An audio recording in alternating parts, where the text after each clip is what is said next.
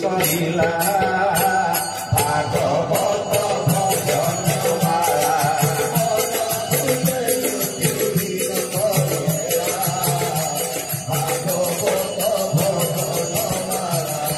एकादश स्कंधे तत्व निरूपण एकादश स्कंधे तत्व निरूपण उठबे श्री हरि करुणा हेला उठबे श्री हरि करुणा हेला द्वादश स्कंधरे आगत भविष्य द्वादश स्कंधरे आगत भविष्य परीक्षित आगे कहिला भागवत भजनमाला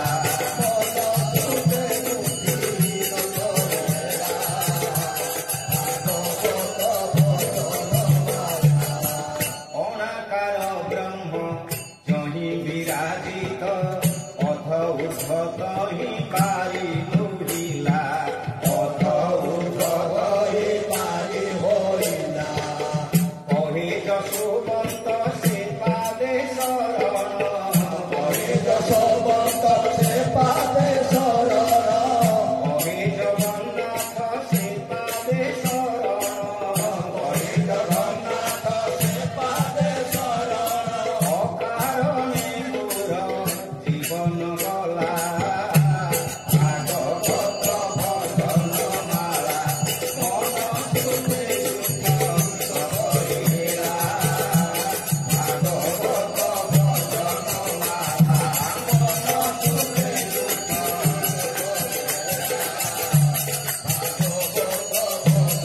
बोलो भागवत भगवान की वृंदावन बिहारी लाल की राजेश्वरी राधा रानी की श्री जगन्नाथ महाप्रभु की बलभद्र ठाकुर की सुभद्रा माता की चक्रराज सुदर्शन की सद्गुरुदेव महाराज की वेदव्यास भगवान की नारद महाराज की सुखदेव महाराज की परीक्षित महाराज की सुत सनकादि ऋषि वृंद की मां हिंगुलाई देवी की चंद्रशेखर भगवान महादेव की पार्वती ठाकुरानी की सर्वेभ्यो देवेभ्यो नमः सर्वाभ्यो देवेभ्यो नमः सर्वेभ्यो गुरुभ्यो नमो नमः।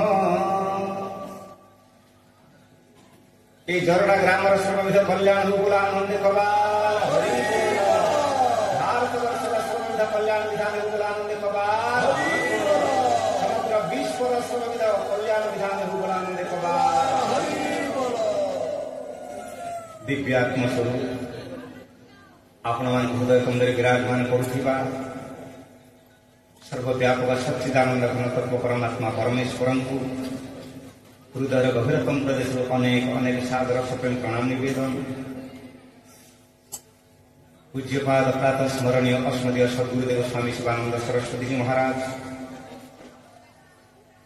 चिर स्मरणीय चिरवंदनीय पूज्य सद्गुरुदेव महाराज स्वामी चिदानंद सरस्वती जी महाराज श्रीमद भागवत महापुराण रचयिता भगवान वेदव्यास जी एवं ऋषि प्रवर प्रत्येक भक्त कुलर आचार्य तथा मौड़मणि नारद महाराज जी श्रीमद भागवतर महान प्रवक्ता अद्वैत ब्रह्म स्वरूप परमहंस चूड़ामणि सुखदेव महाराज जी भागवतर कृपा प्राप्त परीक्षित महाराज भागवत स्वरूप सुत सौनकादि ऋषिवृंद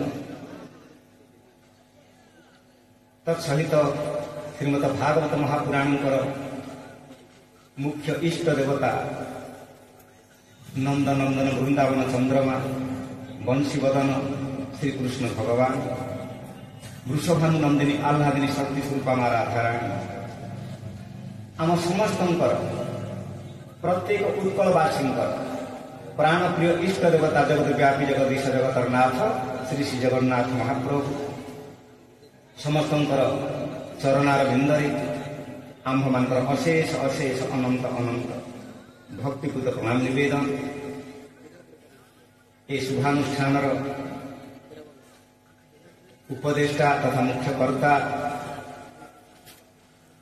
सम्माननीय पूजनीय भीमसेन दास महाराज जी एवं सप्ताह व्यापी पारायण व्यास जी परम सम्माननीय नमस्य नारायण दास महाराज जी एवं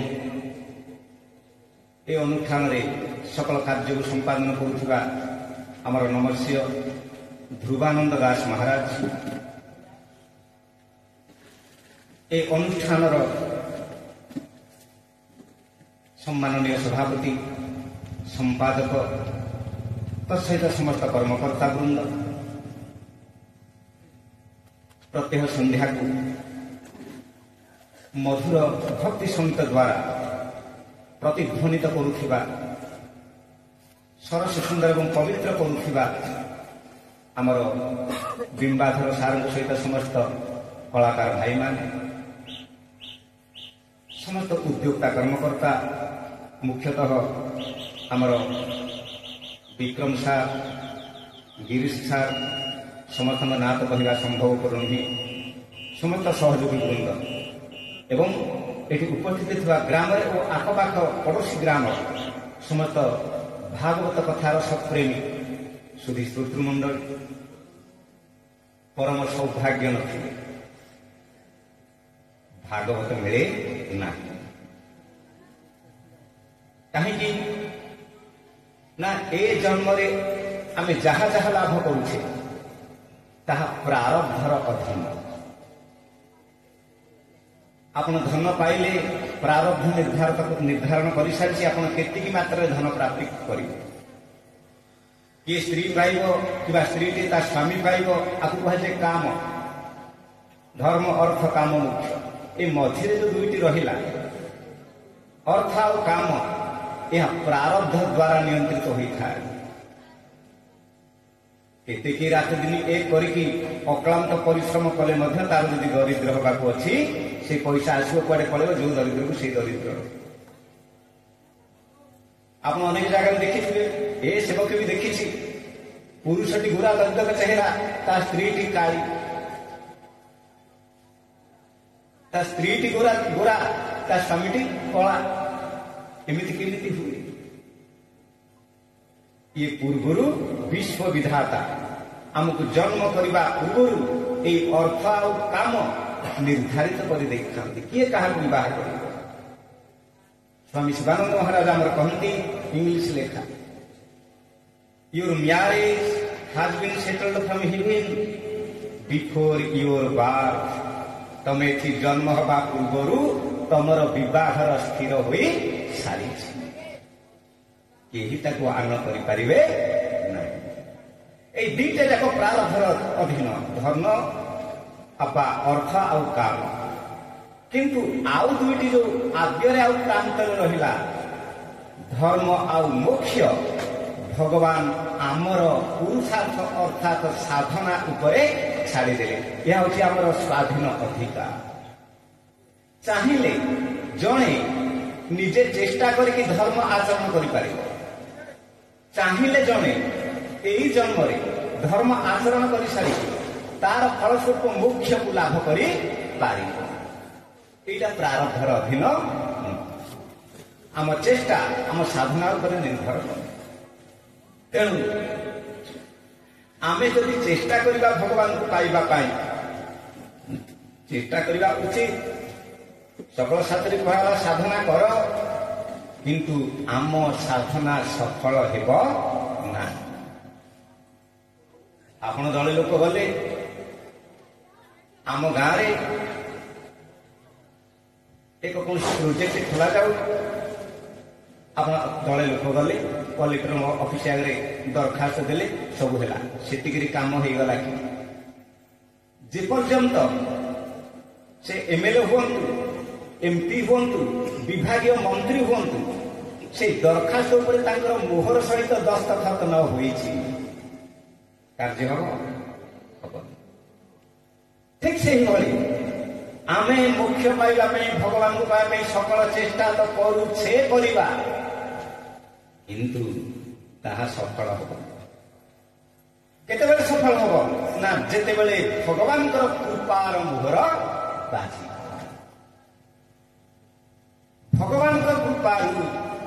ତାଙ୍କୁ ଲାଭ କରୁ। ସୂର୍ଯ୍ୟ ଉଦୟ ହେଲେ ତାଙ୍କର ଆଲୋକରୁ ଆମେ ତାଙ୍କୁ ବି ଦର୍ଶନ କରୁ। କହନ୍ତୁ କେହି ସୂର୍ଯ୍ୟଙ୍କୁ ଅନ୍ୟ କୌଣସି ଲାଇଟ୍ ଦ୍ୱାରା ଦେଖନ୍ତି କି? ଦେଖନ୍ତି କି?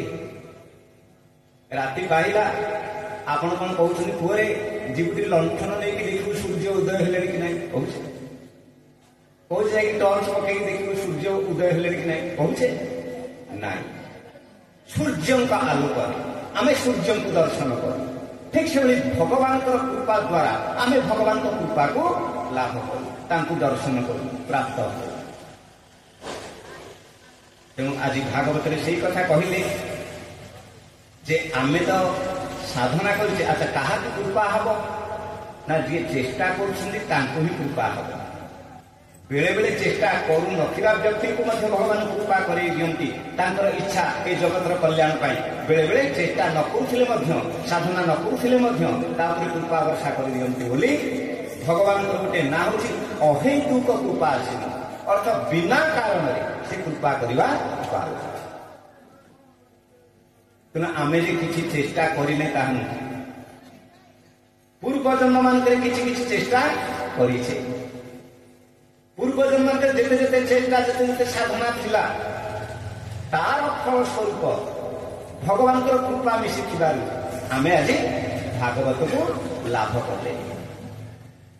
ଜନ୍ମାନ୍ତରେ ଭବେତ ପୁଣ୍ୟମ୍ ତଦା ଭାଗବତଂ ଲଭେ ଏତସ୍ମାତ୍ ଅପରଂ କିଞ୍ଚିत् মনশুদ্ধিयै ন বিদ্যতে। বল ভাগবত ভগবান কি। অনেক জন্ম পুণ্য বলে মনুষ্য দেহ নহি তলে। গোবিন্দ গোবিন্দ গোবিন্দ অরুণ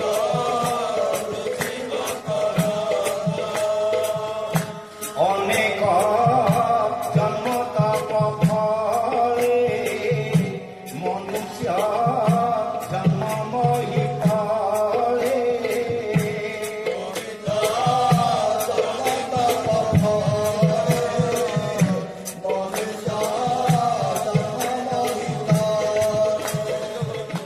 মনুষ্য দুর্লভ শরীর নরক নিস্তারণ দ্বার।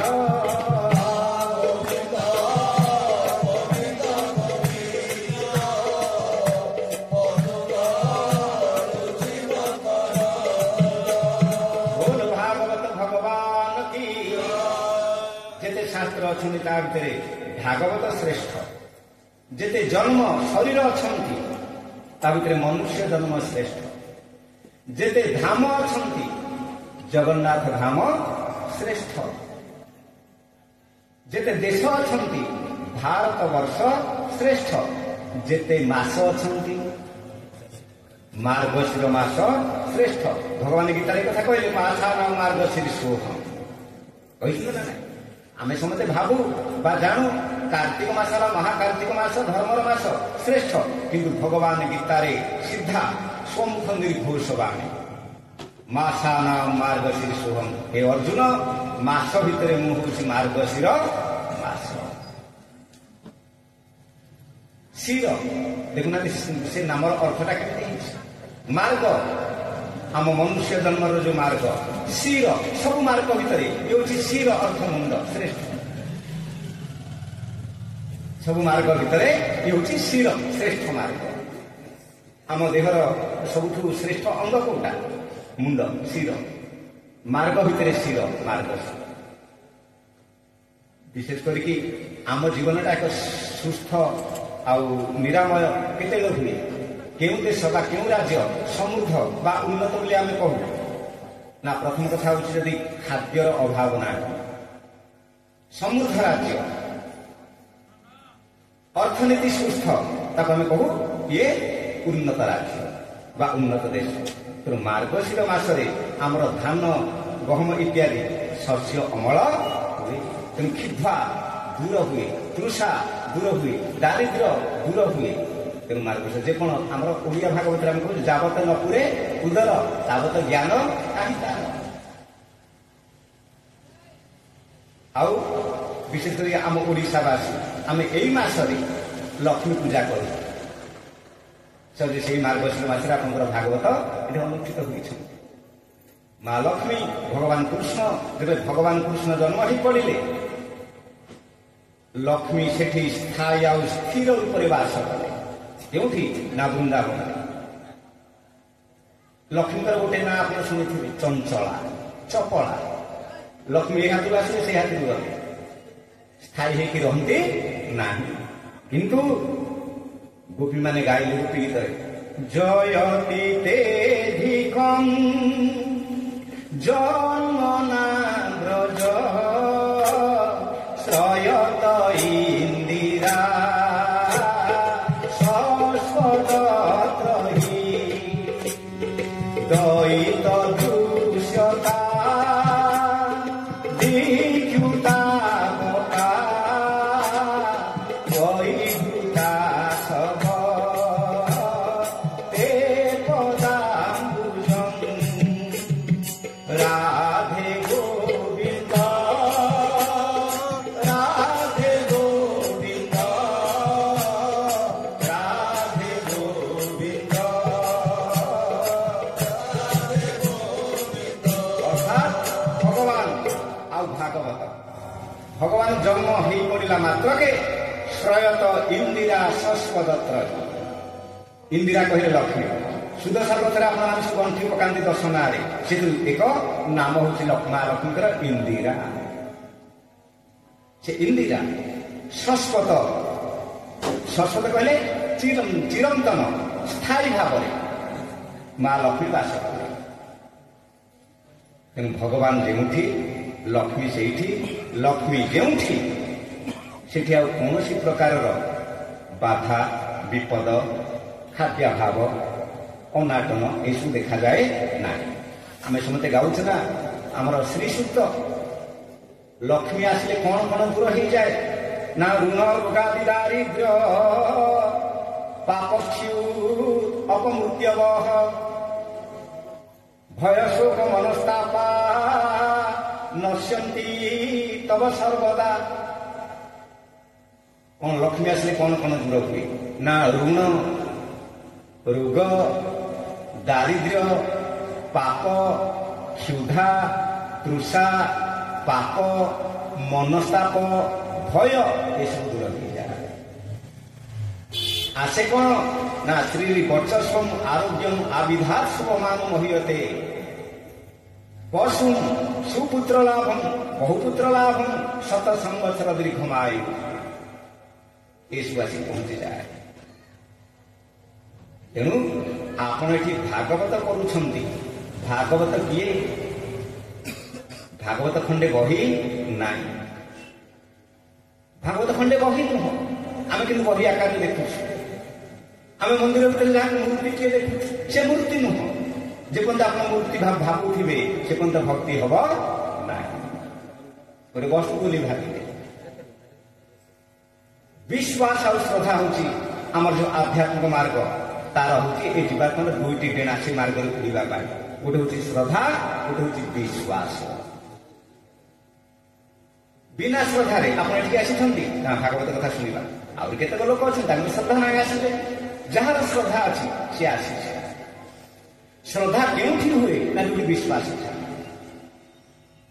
ଆପଣଙ୍କର ସେଇ ମନ୍ଦିରରେ ଥିବା ସେ ମୂର୍ତ୍ତି ଭଗବାନ ବୋଲି ବିଶ୍ୱାସ ନାହିଁ, ଆପଣ ଆସିବେ ଶ୍ରଦ୍ଧା ହବ ହବ। ତେଣୁ ମୂଳଟି ହେଉଛି ବିଶ୍ୱାସ। କହଇ ଜଗନ୍ନାଥ ଦାସ। ତେଣୁ ବିଶ୍ୱାସ ଆଉ ଶ୍ରଦ୍ଧାକୁ ପାଥେୟ କରିକି ଆପଣମାନେ ଆସିଲେ। କହିବାର ଉଦ୍ଦେଶ୍ୟ ହେଉଛି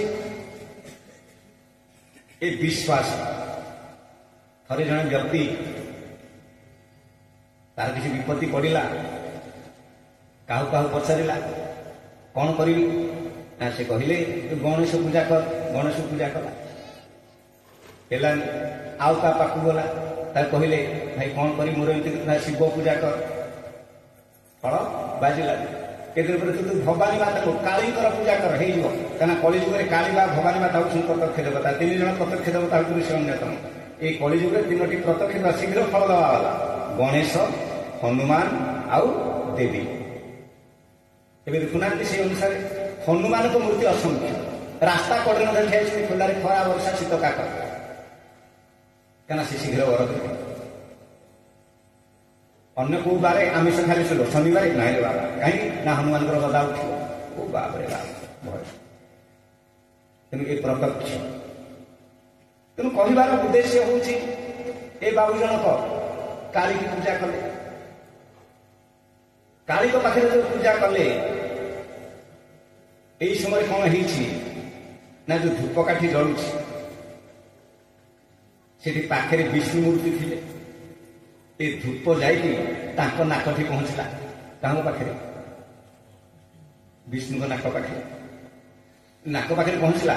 ଏ କହିଲେ କିଏ ଆଶ୍ଚର୍ଯ୍ୟ କଥା, ଆରେ ଏଇ ଦେବତା ବେଶୀ କଠୋର ଆଉ ବେଶୀ ନିଷ୍ଠୁର ବୋଲି ମତେ ସମସ୍ତେ କହିଲେ ଆକୁ ପୂଜା କରିବୁନି, ଅନ୍ୟ ଦେବତାଙ୍କୁ ପୂଜା କରିବୁ। ଇଏ ବହୁତ ଡେରିରେ ବୁଝି ଶେଷକୁ ମୁଁ କାଳୀଙ୍କର ପୂଜା କରୁଛି, ଧୂପ କାଠି ଦେବି। ଇଏ ନେଇକି ସବୁ ଶୁଙ୍ଗିଲା।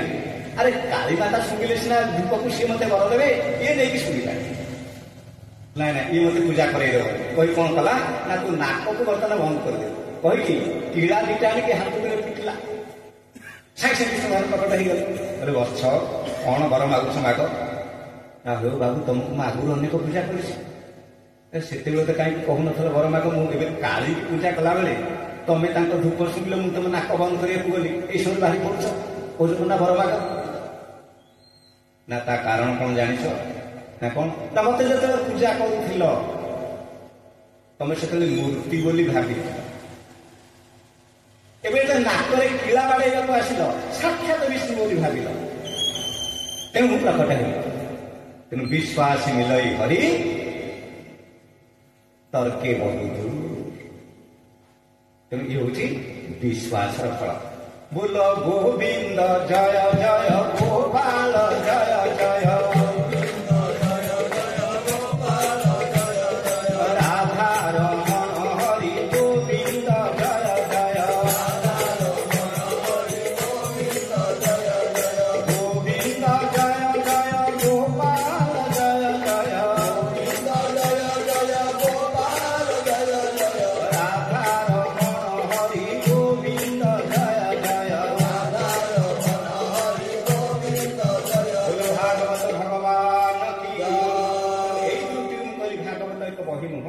ସେ ହେଉଛନ୍ତି ସାକ୍ଷାତ ବାସୁଦେବ ଭଗବାନ କୃଷ୍ଣ। ଏ ଭାଗବତଙ୍କର ହେଲେ ମୁଖ୍ୟ ଇଷ୍ଟ ଦେବତା। ପ୍ରତ୍ୟେକ ପୁରାଣରେ ଜଣେ ଇଷ୍ଟ ଦେବତା। ରାମାୟଣରେ ରାମ ହେଲେ ଇଷ୍ଟ, ଗଣେଶ ପୁରାଣରେ ଗଣେଶ ହେଲେ ଇଷ୍ଟ। ସେମିତି ଭାଗବତର ଇଷ୍ଟ କିଏ? କୃଷ୍ଣ ସ୍ୱୟଂ ବାସୁଦେବ ଭଗବାନ। ତେଣୁ ଭଗବାନ କୃଷ୍ଣଙ୍କର ଆୟୁଷ ଥିଲା 125 ବର୍ଷ। 125 ବର୍ଷ ସମାପ୍ତ ହେବାକୁ ଯିବା ବେଳେ ବ୍ରହ୍ମାଙ୍କର କର୍ତ୍ତବ୍ୟ ହେଉଛି ବା ଦାୟିତ୍ୱ ହେଉଛି ଆସି ମନେ ପକେଇଦେବେ, ପ୍ରଭୁ ଆପଣଙ୍କର ଲୀଳା ସମାପ୍ତ ହେବାକୁ ଯାଉଛି, এই ଲୀଳା ସମାପ୍ତ କରିକି ବା ସମ୍ପୂର୍ଣ୍ଣ କରିକି ଆପଣ ବୈକୁଣ୍ଠ ଏବେ ଫେରି ଆସନ୍ତୁ। ବ୍ରହ୍ମା ଆସିଲେ ସେଇ କଥା ମନେ ପକେଇଦେଲେ।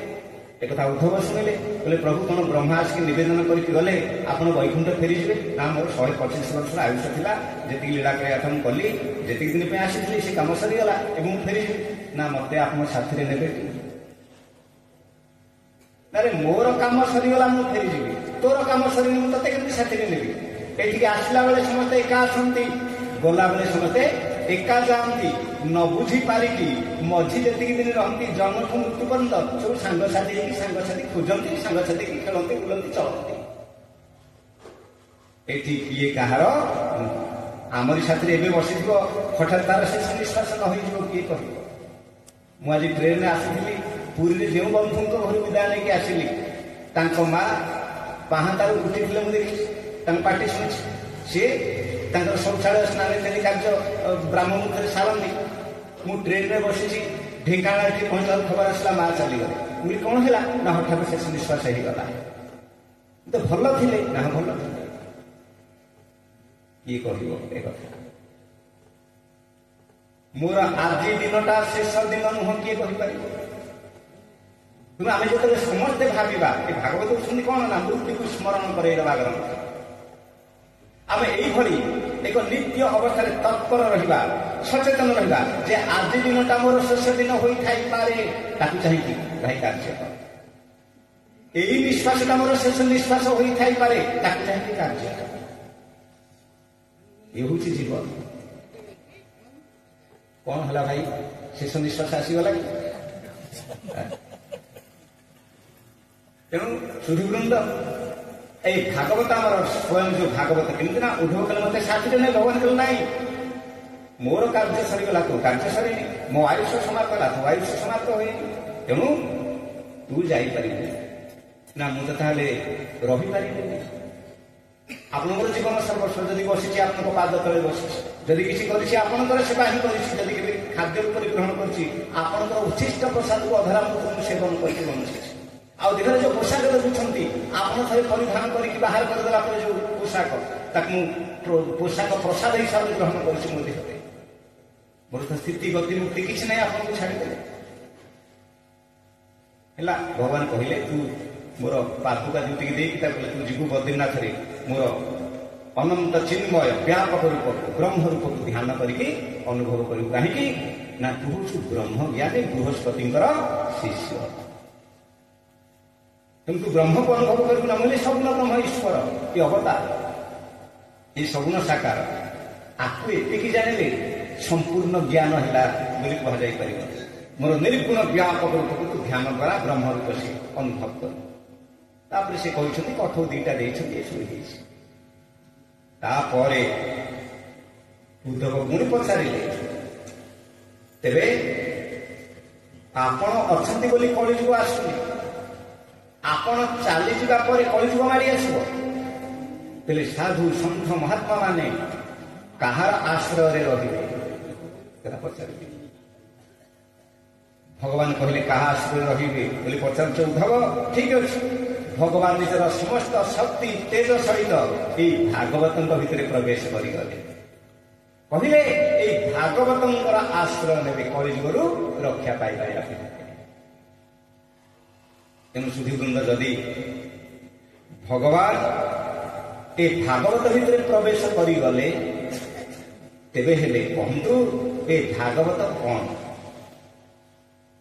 भागवत एक ग्रंथ बा बही ना सीधा सड़क कृष्ण वासुदेव अवतार कहतु ये हूँ स्वयं भगवान वासुदेव अवतार क्यों अवतार ना वाणमय अवतार वाणीमय कथामय शब्द ब्रह्ममय तेन वाङ्मय मूर्ति पद्मपुराण कथा कहगला स्वयं व्यासदेव लिखिले तेन वाङ्मय मूर्ति साक्षात् वर्तते हरे यस्या श्रवणात् पठनात् सेवनात् दर्शनात् पापनाशिनी ये साक्षात भगवान वाङ्मय अवतार आंकर महत्व केते ना जदि किए श्रवण कला तार पापनाश है परमगति लाभ कर परमधाम किए कह मत श्रवण करने बेल ना ना घरे टे गोविंद गोविंद हम से 2-4 धारी पढ़ी दिए पठना ना बेल ना जे पढ़ला परम धाम लाभ परम कल्याण कह ना से बेल ना तेरे हेले सेवना वासुदेव बोली साक्षात जमी पूजा कराला फूल चंदन धूप दीप इत्यादि देखिए पूजा कर जदि कल रक्षा किए कह मत से बेल ना ठीक अच्छे ठाकुर घर खोली दिया खटुली भागवत थांतु खाली जीवा आसला बेले खाली नजरटा पड़ जाऊ दर्शनात् पापनाशी केते बड़ उपकार कर दिया खाली दृष्टि पड़ज आपण पापनाश एवं परम धाम गति अति अनायास अति सहज तेणु ये हूँ से भागवत गोविंद गोविंद गोविंद पदुगा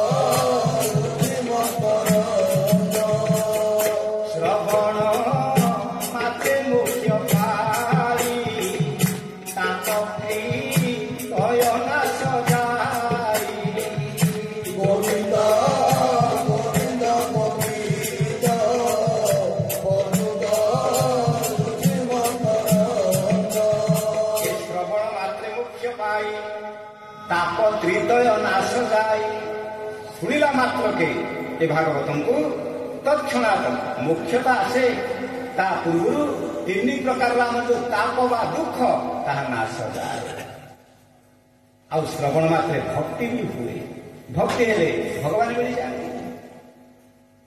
सुधी वृंद ये से भागवत यहाँ आउ शास्त्र किसी ना जो शास्त्र रचना करा चलता से गोटे पर गोटे शास्त्र गोटे पर गोटे शास्त्र आम 18 पुराण में जानी वेद प्रथम थे 4 वेद तापर महाभारत लिखा है 5म वेद एबे भी व्यासदेवଙ୍କର मन स्थिर हेलानी 17 पुराण लिखला पर भी मन अस्थिर है भागवत को लिखिले नारदंकर परामर्श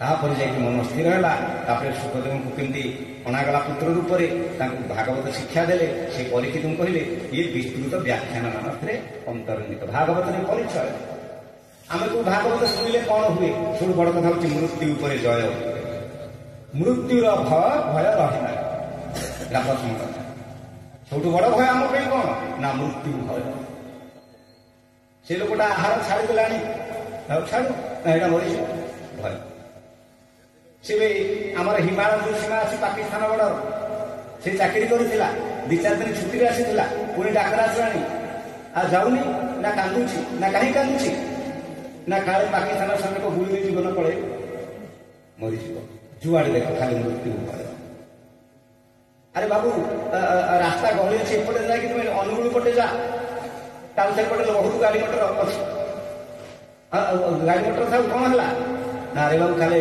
जाऊ जाऊ गाड़ी मटर साथी सामना सामनी हो ना जीवन पड़े जुआड़े देख खाली मृत्यु अनेक रही मृत्यु मृत्यु यही जो मृत्यु भय जाऊे आउ किसी भय ना भागवत श्रवण मात्र के मृत्यु भय ही दूर परीक्षित मृत्यु मुखरे थे श्रवण मात्र मृत्यु भय दूर है कि ना मृत्यु पर एक प्रबल विजय तेणुक भागवत श्रवण मात्र के 3 प्रकार ताप नाश जाए मुख्य प्राप्त हुए भक्ति भी उदय हो जाए अति सहज आम को कौन फल मिल एक जहाँ हमारा भीमसेन बाबा प्रथम गाँव मंगलाचरण श्लोक महात्म्य भागवत महात्म्य सच्चिदानंद रूपाय विश्वोत्पत्त्यादि हेतवे तापत्रय विनाशाय श्री कृष्णाय वयं नमः मते अनुगुल स्टेशन आनला बेले हमर विक्रम सार कहले कौन करेगा क्या शिक्षता पड़ा तेणु लोक मैंने टिके आसवे कि न आसवे जी संख्यार भाड़ी टे सन्देह करूँ मुझे भागवत आश्रय जदि अच्छे कार्य सफल निश्चित हम आमे करुचे ना भगवान आम द्वारा कराऊँ यहाँ प्रथम विचार जो आम भाव मु करुची सफलता विफलता उड़े जो आम भावु आम द्वारा भगवान कराऊ सफलता निश्चय आसो मंगलाचरण से कथा जनईदे आम क्या बर्तन वंदना करवा क्या कथा ये आलोचना करवा ना सच्चिदानंद रूपाय से व्याख्या करुले महाराज सच्चिद आनंद कौन विश्वोत्पत्त्यादि हेतवे ए विश्वर 3टी अवस्था अच्छी कि ना आमर तो 3टा अवस्था अच्छी विश्वर भी 3टा अवस्था प्रथम कौन ना उत्पत्ति बोले सृष्टि तापरे स्थिति जोटा हम पालन कहूँ किसी दिन रहा तापर से सब प्रलय ए 3 अवस्थार मूल कारण जी नियामक जी अर्थात जहाँ निर्देश ए सृष्टि सर्जना हो सृष्टि पालन हो सृष्टि संहार भी होमें से कृष्ण को नमस्कार होपर गले तापत्रय विनाशाय 3 प्रकार दुख बा कष्ट आम भोगुचे आधि भौतिक आधि दैविक आध्यात्मिक किसी कष्ट आमर भूत जगत बोले भौतिक जगत आसे अन्य जीवजंतु मान तरफ आसे क्या कुंभीर खाईगला क्या साप दंशन कला क्या कुकुर कामुड़ीदेला से मशा कामुड़ी मेलेरिया है डेंगू है ये सब आधि भौतिक ताप ଆଧ୍ୟାତ୍ମିକ ନିଜ କୃତ କର୍ମର ଫଳ ଦେହରେ ଭୋଗ ହୁଏ। କୌଣସି ଡାକ୍ତର ପାଖକୁ ଔଷଧ ସେବନ ଦ୍ୱାରା ସେ ରୋଗ ଭଲ ହୁଏ ନାହିଁ। ମନେ ରଖିଥାନ୍ତୁ, ଆମର ରୋଗ ଦୁଇ ପ୍ରକାର। ସାଧାରଣ ଖାଦ୍ୟ ପଦାର୍ଥ ଜନିତ, ପାଣିପାଗ ବା ଜଳବାୟୁ ଜନିତ କିଛି ରୋଗ ହେଲେ ତାହା ଔଷଧ ଦ୍ୱାରା ଆରୋଗ୍ୟ ହେବ। କରିଥିବା କର୍ମର ଫଳ ପାଇଁ ଯେତେବେଳେ ରୋଗ ଆସିବ ଏ ଔଷଧ କାମ ଦେବ ନାହିଁ। ସେ କର୍ମର ଫଳ ଭୋଗ ହେଲେ ଯଦି ଆରୋଗ୍ୟ ହେଲା, ଯଦି ସେତିକି ଆୟୁଷ ସେଥିରେ ପଡ଼ି ପଡ଼ି ସେ ହରିଓମ୍ ତତ୍ସତ। ତେଣୁ ଏଇ ଯେତେ ପ୍ରକାର ତିନି ପ୍ରକାର ଆଉ ହେଲା କିଛି ଆଧି ଦୈବିକ ବିପତ୍ତି ଦେବତା ମାନଙ୍କ ଦ୍ୱାରା, ଯଥା ଭୂମିକମ୍ପ। ଏଟା ଆମେ କଣ କରୁଛେ? କିଏ ଚାହୁଁଛି ଭୂମିକମ୍ପ ହଉ, କିଏ କହୁଛି ବାରମ୍ବାର ଲଘୁଚାପ ହଉ, ବନ୍ୟା ହଉ, ଏଟା କଣ ଆମେ କରୁଛେ ନା ଆମେ ଚାହିଁଲେ ବନ୍ଦ କରିପାରୁଛେ? ଏସବୁ ଆଧି ଦୈବିକ ତାପ। ଏ ତିନି ପ୍ରକାରର ବିପତ୍ତି ଯିଏ ନାଶ କରନ୍ତି ଅଚିରେ, ଯାହାଙ୍କ ଶ୍ରବଣରେ, ଯାହାଙ୍କର ଦର୍ଶନରେ ବା ଯାହାଙ୍କର ଭକ୍ତିରେ, ସେହି କୃଷ୍ଣାୟ ବୟଂ ନୁମଃ, ଶ୍ରୀକୃଷ୍ଣାୟ ବୟଂ। ତା ପତ୍ର ବିନାଶ ସେଥିପାଇଁ କହିଲେ ଶ୍ରବଣ ମାତ୍ରେ ମୋକ୍ଷ ପାଇ ତାପତ୍ରୀ ତୟ ନାଶ ଯାଇ। ଗୋବିନ୍ଦ ଗୋବିନ୍ଦ ଗୋବିନ୍ଦ କରୁଗ ରୁଚି ମକର। ଶ୍ରବଣ ମାତ୍ରେ ଭକ୍ତି ହୋଇ ଶ୍ରୀ ଭାଗବତ ଶାସ୍ତ୍ର ଏହି। ଗୋବିନ୍ଦ ଗୋବିନ୍ଦ ଗୋବିନ୍ଦ କରୁଗ ରୁଚି ମକର। ବୋଲ ଭାଗବତ ଭଗବାନ କି। ତେଣୁ ଲୋକ କେତେ ଆସିବେ ସେ ବିଚାର ଆମର ନା ଭଗବାନଙ୍କର? ଏଠି ମୁଖ୍ୟ ଦେବତା କିଏ? କୃଷ୍ଣ। କୃଷ୍ଣ ଶବ୍ଦର ଅର୍ଥ ନା ଆକର୍ଷୟତି ଇତି, ଯିଏ ନିଜ ଆଡ଼କୁ ସମସ୍ତଙ୍କୁ ଆକର୍ଷଣ କରେ। ଆପଣମାନେ ଭାବୁଛନ୍ତି ଆପଣଙ୍କ ଇଚ୍ଛାରେ ଏଠିକି ଆସିଲେ କି? ନାହିଁ। ଏଇ ଭାଗବତରେ ଥିବା କୃଷ୍ଣ ଭଗବାନ ଯାହାକୁ ଆକର୍ଷଣ କଲେ ସିଏ ହିଁ ଏଠିକି ଆସିଲା। ସେଦିନ ରାସରେ ବଂଶୀ ବଜାଇଲେ, ବଂଶୀ ଯାହାକୁ ଟାଣିଲା ସମସ୍ତଙ୍କୁ ଶୁଭିନି, ସେ ବଂଶୀ ସମସ୍ତଙ୍କୁ ଶୁଭିନି। ପୁରୁଷଟା ତ ପଳେଇ ଆସିଥାନ୍ତେ। ଏମାନେ ଭାବିଲେ ଏତେ ରାତି ଅଧରେ ସ୍ତ୍ରୀ ଲୋକଟେ କୁଆଡେ ପାଗଳ ହେଇକି ଦୌଡୁଛନ୍ତି। ସେମାନେ କହିପାରିଥାନ୍ତେ କୋଉଠି ଗୋଟେ ବଂଶୀ ସ୍ୱର ଶୁଭୁଛି, ମାନେ ଶୁଣିକି ଦୌଡୁଛନ୍ତି। ନାଇଁ, ତାଙ୍କୁ ବଂଶୀ ସ୍ୱର ଶୁଭୁନି। ଯେଉଁମାନଙ୍କୁ ଭଗବାନ କଥା ଦେଇଛନ୍ତି ତମ ସାଥିରେ ମୁଁ ରାସ କରିବି, ତମକୁ ମୁଁ ପତି ରୂପରେ ପ୍ରାପ୍ତ ହେବି, ସେଇମାନେ ହିଁ ଦୌଡ଼ିବେ। ଆକର୍ଷୟତି ଇତି। ହେମନ୍ତ କୃଷ୍ଣ ବିଚାରିଲେ ପୁତନା ମନ ଆକର୍ଷିଲେ। ଦିନେ ପୁତନାକୁ ଆକର୍ଷିଲେ। ପୁରା ଏଣେ ବୁଲି ବୁଲି ପିଲା ଲୋକ ମାରୁଥିଲା, ଆଉ ଲୋକ ଯାଇକି ନନ୍ଦ ଘରେ ପହଞ୍ଚିଲା। ତେଣୁ ଭଗବାନ ଆକର୍ଷକ। ଆମମାନଙ୍କୁ ଯୋଉମାନଙ୍କୁ ହୃଦୟକୁ ଧରିକି ଟାଣିଲେ, ସେ ମନ ହୃଦୟ ଧରିକି ଟାଣି ପାରନ୍ତି, ଆତ୍ମାକୁ ବି ଟାଣି ଦିଅନ୍ତି। ପୁତନାର ମନକୁ ଆକର୍ଷିଲେ, ସେ ସବୁ ପ୍ରାଣକୁ ଆକର୍ଷିଲେ, ଆତ୍ମାରେ ମିଶେଇଲେ। ଆମମାନଙ୍କୁ ଆକର୍ଷିତ କରିଛନ୍ତି ଯେତେ ଆମେ ଏଠି ଶ୍ରୋତା ବକ୍ତା ଯେତେ, ଭଗବାନ ଆପଣଙ୍କୁ ଏତିକି ପ୍ରାର୍ଥନା, ଯେମିତି ପୁତନାର ଜୀବନକୁ ନେଇକି ଆପଣ ପରମାତ୍ମାରେ ମିଶେଇ ଦେଲେ, ସେମିତି ଆମେ ଶୁଣିବୁ ଶେଷକୁ ଶେଷ ନିଶ୍ୱାସ ତ୍ୟାଗ ବେଳକୁ ଆମର ଏ ଆତ୍ମାକୁ ନେଇକି ଆପଣ ପରମାତ୍ମା ଆପଣଙ୍କୁ ମିଶେଇ ଦେବେ, ଏତିକି ନିବେଦ। ଏ ହେଉଛି ଭାଗବତ ଶୁଣିବାର ସାର୍ଥକତା। ସେତେବେଳେ ଆସିବ। ତେଣୁ ସଧିବୃନ୍ଦ, ଏଇ ଯୋଉ ସଚ୍ଚିଦାନନ୍ଦ ରୂପ ଇଏ ହେଲା ତାର ମଙ୍ଗଳାଚରଣ। ତେଣୁ ଆମେ ନିଜ ଉପରକୁ କର୍ତ୍ତାର ଅଭିମାନ ପଣିଆକୁ ନେଇକି କିଛି ବିଚାର କରିବାନି କି କିଛି କାର୍ଯ୍ୟ କରିବାନି। ଭଗବାନଙ୍କର ଚରଣାରବିନ୍ଦରେ ସମର୍ପିତ ଚିତ୍ତ ବୃତ୍ତି ଯଦି କରିବା, ସକଳ କାର୍ଯ୍ୟରେ ସଫଳ ହେବା। ତେଣୁ ଅର୍ଜୁନକୁ କହିଲେ ଗୀତାରେ, ତସ୍ମାତ୍ ସର୍ବେଷୁ କାଳେଷୁ ମାମ୍ ଅନୁସ୍ମର ଯୁଧ୍ୟଚ। ଅର୍ଜୁନ ଯୁଦ୍ଧ କରୁଥା, ଶରରେ ବା ଧନୁରେ ଶର ଖଣ୍ଡୁଥା, କିନ୍ତୁ ମତେ ନିତ୍ୟ ସ୍ମରଣ କରୁଥା। କାହିଁକିନା ଜିତେଇବା ହରେଇବା କାମ ହଉଛି ମୋର। ମୁଁ ତୋର ପିତାକୁ କଥା ଦେଇଛି, ତତେ ବିଶ୍ୱରେ ସର୍ବଶ୍ରେଷ୍ଠ ବୀର, କି ବୀର ନା ଧନୁର୍ଦ୍ଧର ବୀର ହିସାବରେ ବିଖ୍ୟାତ କରେଇବ। ଇଏ ତାଙ୍କ ପିତା ନା ଇନ୍ଦ୍ର। ଅର୍ଜୁନଙ୍କ ପିତା କିଏ? ଇନ୍ଦ୍ର। ଗୋବର୍ଦ୍ଧନ ଧାରଣ ବେଳେ ଇନ୍ଦ୍ର ଆସିଲେ, ଇନ୍ଦ୍ର ହାରିଣ ଶରଣ ପଶିଲେ, ଗୋପେ ଗୋବିନ୍ଦ ନାମ ଦେଇଗଲେ। भगवान कहला क्षमता मागिल आउ इंद्र कौन बर मागुच माग ना प्रभु मो पुओ को टिके देखिए फिर पुओ किए ना अर्जुन से दिन भगवान कहे ठीक अच्छे तुम पुत्र को संपूर्ण भाव रक्षा करी खाली ताकू नुह तार कूल बा परिवार पूरा पांडव परिवार आउ सर्वश्रेष्ठ धनुर्धर वीरवर हिसाब से ख्यात हेले कि नहीं ना कर्ण जो प्रकार वीर तागे अर्जुन किसी कि जेहेतु भगवान कथा अर्जुन को से वीर रूप घोषणा करदे तेणु आम जदि से भगवान कथा शुणा से भगवान चरणारविंद समर्पित हवा आम विजयटा असंभव हम ना तेणु आम से भगवान चरणारविंद स्मरण करवा कथा स्मरण करवा कथा श्रवण करवा कहवा प्रभु हे आपण कथा प्रति मन भितर बेलू बेल अधिक अधिक श्रद्धा विश्वास वृद्धि पाऊ तापर भगवान कृपा ही आम एठी आसी पहुंचे शुणिले कौन मिल फल आग कहले ये मोक्ष दबार धुरंधर कौन लोक मृत्युवरण कला तार मोक्ष पाइले केते केते कर्मानुष्ठान सब करुचे प्रथम दिवस आरंभ करके सब संस्कार आरंभ कर 10, 11, 12 पर्यंत करुचे से मोक्ष लाभ करुचे कि न करुचे आम जानूचे से सब कर्मकांड व्यवस्था किंतु मोक्ष दबार शास्त्र होती गीता भागवत ये सब विष्णु सहस्रनाम गोपाल सहस्रनाम ये सब कले मोक्ष सुनिश्चित ये मुख्य प्रदान करवा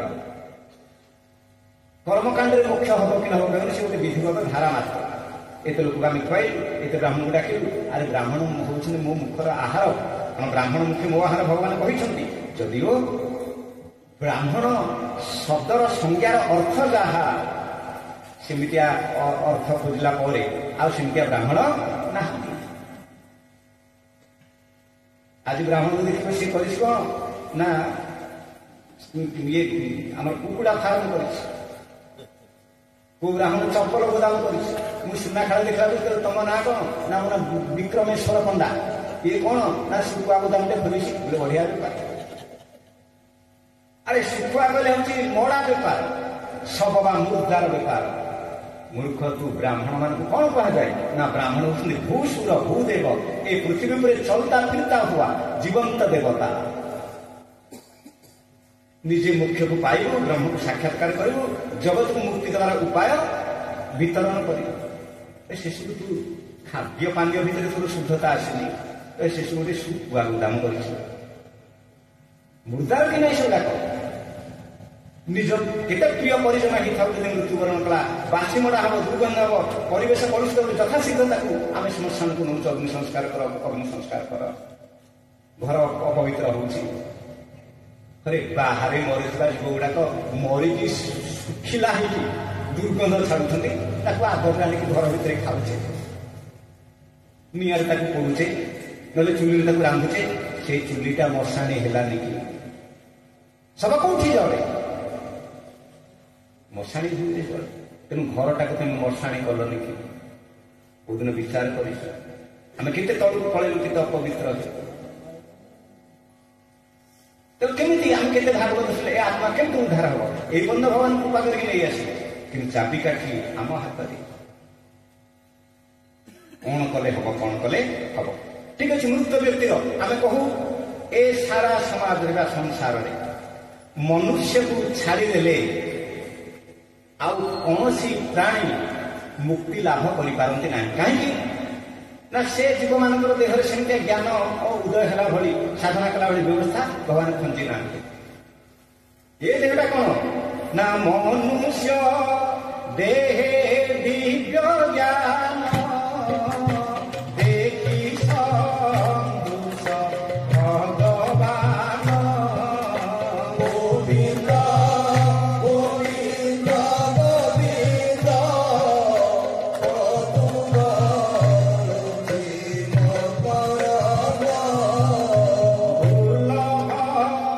मनुष्य शरीर नरक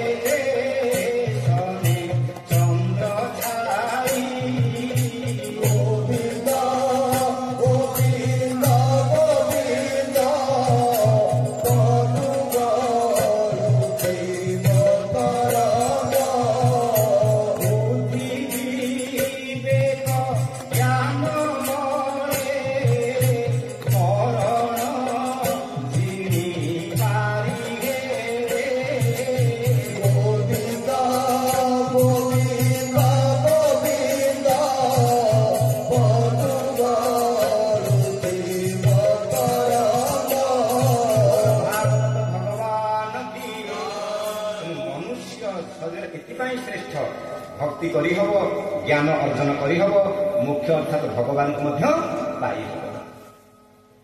ଏବଂ କୁହାଗଲା କେବଳ ମନୁଷ୍ୟ ଶରୀର ସାଧନା କରିପାରିବ। ଆମେ ସମସ୍ତେ ଜାଣିଛେ, କୋଉଦିନ ଦେଖିଛନ୍ତି ଯେକୌଣସି ଦିଗରେ ହଉ ମନୁଷ୍ୟ ଆଗେଇଲା, ଇତିହାସ କହିଲା, ବିଜ୍ଞାନ ବି କହିଲା, ଏ ମନୁଷ୍ୟ ମଧ୍ୟ ବାନର ଇତ୍ୟାଦି ଭଳିଆ ଉଲଗ୍ନ ହେଇକି ଗଛ କୋରଡ଼ରେ ପାହାଡ଼ ଗୁମ୍ଫାରେ ଜଙ୍ଗଲରେ ବୁଲୁଥିଲା, ନାଇଁ କି ଥିଲା। ଧୀରେ ଧୀରେ ତା ଜ୍ଞାନ ବଳରେ ସେ ଆସିକି ଏଇଠି ପହଞ୍ଚିଛି। ଆଚ୍ଛା, ଅନ୍ୟ ଯୋଉମାନେ ଆମ ସାଥିରେ ଥିଲେ ସେମାନେ ସେମିତି ଅଛନ୍ତି? ଯଦିଓ ଆମେ ବାନର ଛୁଟୁ ବୋଲି କୁହାହେଲା, ଆଚ୍ଛା ସେ ବାନରଟା ସେମିତି ଅଛି ନା ଆମ ଭଳିଆ ପ୍ୟାଣ୍ଟ ସାର୍ଟ ଫିଟ୍ ଫାଟ୍ ହେଇକି କୋଉଦିନ ମୋଟର ସାଇକେଲ ବସି ଯାଉଛି? ନାଇଁ। କୋଉଦିନ ସ୍କୁଲ କଲେଜ ତା ପିଲାଙ୍କୁ ନେଇ ଛାଡ଼ିଲା? ନାଇଁ। ତାଙ୍କ ପିଲାକୁ ମାରିଲେ ତାଙ୍କ ପାଇଁ କୋର୍ଟ ସେ କୋର୍ଟରେ କେସ୍ କରୁଛି? ନାଇଁ। ସେମାନେ ଯେମିତିକି ସେମିତି। ତେଣୁ ଇଏ ହେଲା ସାଧନାର ଶରୀର। କିନ୍ତୁ ଭାଗବତ ଆଉ ଗୋଟେ ବିଶେଷ କଥା କହିଲେ ଯେ ମନୁଷ୍ୟ ଶରୀର ପାଇକି ମନୁଷ୍ୟ ଶରୀରକୁ ସାଧନାରେ ଲଗେଇଲେ ଲୋକଟା ମୁକ୍ତି ପାଇବ, ନହେଲେ ଆଉ ଅନ୍ୟ କୋଉଥିରେ କରିହବନି। ଏଭଳିକି ଦେବତା ଶରୀର ମଧ୍ୟ ସାଧନା କରିହବ। କିନ୍ତୁ କୌଣସି ବ୍ୟକ୍ତିଟିଏ ମୃତ୍ୟୁବରଣ କରୁଛି, ଅତିଶୟ ପାପୀ, ସେ ନର୍କ ଯନ୍ତ୍ରଣା ଭୋଗ କରୁଛି, ଯଦି ତା ଉଦ୍ଦେଶ୍ୟରେ ତାର ପରିବାରର କେହି ଆତ୍ମୀୟ ସ୍ୱଜନ ଏଇଠି ଭାଗବତ କରନ୍ତି, ସିଏ ଶୁଣେ ଏବଂ ଶୁଣିକି ମୁକ୍ତ ହେଇଯାଏ। ଏହାର ଉଦାହରଣ ଦିଆହେଲା ଗୋକର୍ଣ୍ଣା ଭୂମିକାରୀ କଥା।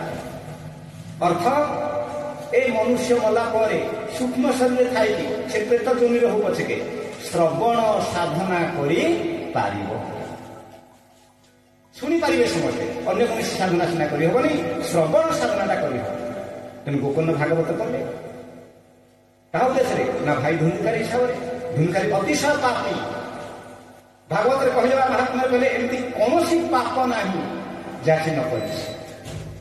ଆମର ଯୋଉ କୁହାଯାଏ ଷଡ଼େଇତେ ଆତତାୟୀନ, ଆତତାୟୀର ସବୁ ଯାକ 6ଟା ଯାକର ପାପ ସେ କରିସାରିଛି।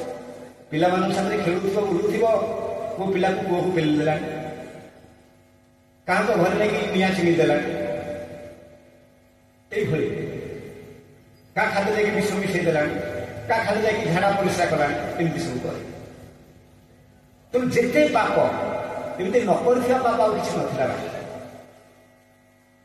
ସେସବୁ କଣ କଲା ନା ଏଭଳିଆ ପିଲା ତ ଆଜି ବେଶୀ ଅଛନ୍ତି। ବାପା ମାଙ୍କୁ କଷ୍ଟ ଦେଲା, ବଡ ହେଲା, ଚୋରି ଡକାୟତି କଲା, ଦିନେ ବାପାଙ୍କୁ ପଇସା ମାଗିଲା, ପଇସା ଦିଅ ନା କାହିଁକି? ନା ବେଶୀ ଆଳୁକୁ ଯିବି। ଆରେ ଏମିତି କୋଉ ପୁଅ ଅଛି ବାପା ମାକୁ ପଇସା ମାଗିବ, ଖୋଲା ଖୋଲି କହିବ ମୁଁ ନେଇକି ବେଶୀ ଆଳୁକୁ ଯିବି, ସେମାନଙ୍କୁ ସନ୍ତୁଷ୍ଟ କରିବି। ଆଜିକାଲି ହୁଏତ ଜନ୍ମ ହେଲେଣି ବାହାରେ, କାରଣ ଆମର ଦେଖୁଛେ ଆମେ କଳିଯୁଗରେ ଏବେ ଯାହା ଦେଖୁଛେ ଆହୁରି ଅସମ୍ଭବ ଦୃଶ୍ୟ ମାନେ ଆଗକୁ ଦେଖିବେ। ଆମର ଅରବିନ୍ଦ ବନ୍ଧୁ ଗୋଟେ ଗୀତ ଗାଇନଥିଲେ, ଏତ ହୋଇନି କିଛି, ଏତ ହୋଇନି କିଛି, ଦେଖ ଆଗକୁ କଣ ହଉଛି। ଏବେ ଯାହା ଦେଖିକି ଆମେ ଅତିଷ୍ଠ ହେଇଯାଉଛେ, ଏ ହଉଛି କଳିଯୁଗର ସକାଳଟା। ଭାଇ ଆଉ ଦିନ ଯାକ ବାକି ଅଛି। କଳିଯୁଗର ଆୟୁଷ କେତେ କି? ସବୁ ତ ଭୁଲି ଯାଉଛି। 4 ଯୁଗର ଆୟୁଷ ଏସବୁ ଅନେକ ଥର ଆପଣଙ୍କୁ ମନେ ପକେଇଛି। ହେଲେ କଳିଯୁଗଟା କେତେ? ନା 4,32,000 ବର୍ଷ। ଭଗବାନ କୃଷ୍ଣ ଚାଲିଗଲା ପରେ କଳି ଆସିଲା। ଭଗବାନ କୃଷ୍ଣ କେତେ ବର୍ଷ ତଳେ ଗଲେଣି ବା କେତେ ବର୍ଷ ତଳେ ଆସିଥିଲେ ଅବତାର ଗ୍ରହଣ କରିକି? 5,000ରୁ କିଛି ଅଧିକ ବର୍ଷ ହେଲା ବର୍ତ୍ତମାନ। ଏବଂ ଯେଉଁ ଦ୍ୱାପରରେ ଆସିଥିଲେ ଆମର ଦିବ୍ୟ ଦ୍ରଷ୍ଟା ଋଷିମାନେ ତାକୁ ସ୍ୱୀକାର କରିଛନ୍ତି ବୋଲି ନିଜେ ଲେଖିଛନ୍ତି ଯେ 28 ନମ୍ବର ଦ୍ୱାପରରେ ଭଗବାନ କୃଷ୍ଣ ଆସିଥିଲେ। ତେଣୁ ଏବେ ନିକଟରେ ଆମ ଏ କଳିଯୁଗ ପୂର୍ବରୁ ଯେଉଁ ଦ୍ୱାପର ଗଲା ସେ ହେଉଛି 28 ନମ୍ବର ଦ୍ୱାପର। ଭଗବାନ କୃଷ୍ଣ ଆସିଥିଲେ। ତେଣୁ 4,32,000 ବର୍ଷରୁ ମାତ୍ର 5,000 ବର୍ଷ ଯାଇଛି। ତେଣୁ ଏଟା ତାର ସକାଳ ବା ଭୋର ବୋଲି କହିବା କି ନାହିଁ? ଏତିକି ସବୁ ଆମେ ଅତିଷ୍ଠ ହେଇଯାଉଛି ଯୋଉ ପ୍ରକାର ଘଟଣା ସବୁ ଘଟୁଛି। ହେଲେ ଆହୁରି ପୁଣି ଦିନ ଯାକ ବାକି ଅଛି ନା। ତେଣୁ ସେଥିପାଇଁ ଏତ ହୋଇନି କିଛି, ଦେଖ ଆଗକୁ କଣ ହେଉଛି। ତେଣୁ ଧୁନ୍ଦୁକାରୀ ସେତେବେଳେ ମଧ୍ୟ ପିତାକୁ ମନା କଲେ, ତୁ ବେଶ୍ୟାଳକୁ ଯିବୁ, ତତେ ମୁଁ ପଇସା ଦେବି। 2-4 ଚାପୁଡ଼ା ବଜେଇଲା। ବାପା ହେଇଛି କାହିଁକି? ଜନ୍ମ କରିଥିଲୁ କାହିଁକି? ଯଦି ପିଲାମାନଙ୍କ କଥା ବୁଝି ନ ପାରିବୁ, ତାଙ୍କର ମନ କଥା ବୁଝିକି ଯଦି ଅର୍ଥ ବ୍ୟୟ କରି ନ ପାରିବୁ, ତାହେଲେ ଜନ୍ମ କରିଥିଲୁ କାହିଁକି? 2 ଚାପୁଡ଼ା ଦେଲା। ବ୍ୟଥିତ ହେଲେ। ପୁଅ ହାତରୁ ମାଡ଼ ଖାଉଛନ୍ତି। ଆଜିକାଲି ତ ବହୁତ ବାପା ଏଇ ଭଳିଆ, କାହାକୁ କହିବି ଗୁମୁରି ଗୁମୁରି ଖାଲି କବାଟ ଦେଇକି କାନ୍ଦିବା ଛଡ଼ା ଆଉ କିଛି ଉପାୟ ଅଛି? ଅନେକ ବାପା ମାଙ୍କର ଏଇଭଳି ଅବସ୍ଥା, ଧୁନ୍ଦୁକାରୀ ଭଳି ପୁତ୍ର। ତେଣୁ କଣ ହେଲା ନା ଇଏ ଯାଇକି ଆଉ ଏକ ପୁତ୍ର ଥିଲେ, ତାଙ୍କ ନାଁ ହଉଛି ଗୋକର୍ଣ୍ଣ। ଏ ଗୋକର୍ଣ୍ଣ ନାଁ ଦେଖନ୍ତୁ, ଗୋକର୍ଣ୍ଣ। କର୍ଣ୍ଣ କହିଲେ କାନ, ଗୋ କହିଲେ ଗାଈ, ଗାଈ ଭଳିଆ କାନ ଥିଲା ବୋଲି ନାଁ ହେଲା ଗୋକର୍ଣ୍ଣ। ପିତା ହଉଛନ୍ତି ଆତ୍ମଦେବ, ଧନ ସମ୍ପତ୍ତିର ଅଭାବ ନାହିଁ, ସୁନ୍ଦର ସ୍ତ୍ରୀଟିଏ ଥିଲା, ନାଁ ହଉଛି ଧୁନ୍ଦୁଲି। କିନ୍ତୁ ପୁତ୍ର ସନ୍ତାନ ନଥିଲା ବୋଲି ଆତ୍ମହତ୍ୟା କରିବା ବେଳେ ଜଣେ ସନ୍ନ୍ୟାସୀ ଭାବରେ ପଡ଼ିଗଲେ ଏବଂ ତାଙ୍କ କୃପାରୁ ଏକ ସେ ଫଳ ଦେଲେ। ଏ ଫଳ ଟିକେ ନେଇକି ତମ ସ୍ତ୍ରୀକି ଖାଇବାକୁ ଦେଲେ ସେ ଗର୍ଭ ଧାରଣ କଲେ, ତମ ପୁତ୍ର ସନ୍ତାନ ଜାତ ହବ, କାହିଁକି ବ୍ୟସ୍ତ ହଉଛ, ଯା। କିନ୍ତୁ ସେ ସ୍ତ୍ରୀ ଥିଲା ବଡ ଅଦ୍ଭୁତ ସ୍ତ୍ରୀ, ତା ନାଁ ହଉଛି ଧୁନ୍ଦୁଲି। କହିଲା ମୁଁ ଆକୁ ଖାଇବି, ଗର୍ଭ ଧାରଣ କରିବି, ଗର୍ଭ ମୋର ବଢିବ, ବଡ କଷ୍ଟ ହବ, ହେ ଶୂଳ ବେଦନା ହବ, ପୁଣି କହିବେ ଏଇଟା ଖାଆନି ସେଇଟା ଖାଆନି। ପୁଣି ଛୁଆଟା ଜନ୍ମ ହେଲା ବେଳକୁ ତ କଷ୍ଟ ହବ ଯାହା, ପୁଣି ଛୁଆ ଜନ୍ମ ହେଲା ପରେ ମୋ କୋଳରେ ସେ ଝାଡା ପରିସ୍ରା କରିବ, ଇଏ ଯୋଉ ଶୀତ ରାତି କେତେଥର ଲୁଗା ବଦଳଉଥିବ, ତାକୁ ପୁଣି କ୍ଷୀର ଦିଅରେ, ତାକୁ ଜ୍ୱର ହେଲାଣି, ତାକୁ ଖାସ ହେଲାଣି, ଇଏ ଝାଡା ହେଲାଣି, ଏସବୁ ବେପାର ବିନା ଛୁଆ ପିଲାରେ ଆରାମରେ ମୁଁ ଅଛି। ତେଣୁ ଗୋକର୍ଣ୍ଣ କଣ କଲେ, ତାଙ୍କୁ ଯୋଉ ଫଳ ଦେଲେ ସେ ନ ଖାଇକି ତାଙ୍କର ଗାଈଟା ମଧ୍ୟ କିଛି ଛୁଆ ପିଲା ଜନ୍ମ କରୁନଥିଲା, ତେଣୁ ଗାଈକି ଭଉଣୀ ଗୋଲରେ ଧୁନ୍ଦୁଲି ଖାଇବାକୁ ଦେଇଦେଲେ ସେ ଫଳଟାକୁ। ଏ ଋଷି ଫଳ ଅନ୍ୟଥା ହବାର ମନ୍ତ୍ର କରାଯାଇଥିବ ନା ସେ ଫଳ ବା ଯେକୌଣସି ଜଳକୁ ନେଇକି, ଯାହା ଉଦ୍ଦେଶ୍ୟରେ ମନ୍ତ୍ର କରାଯାଇଥିବ ତାକୁ ଦିଆଯିବ। ଯଦି ନାହିଁ ଭୁଲ ଭଲ ହେଲା ଆଉ କାହାକୁ ଦେଇ ଦିଆଗଲା, ଯେଉଁ କାର୍ଯ୍ୟ ଉଦ୍ଦେଶ୍ୟରେ ସେ ମନ୍ତ୍ର କରାଯାଇଥିବ ଯିଏ ଖାଇଲେ ବି ସେ ଜନ୍ମ କରିବ।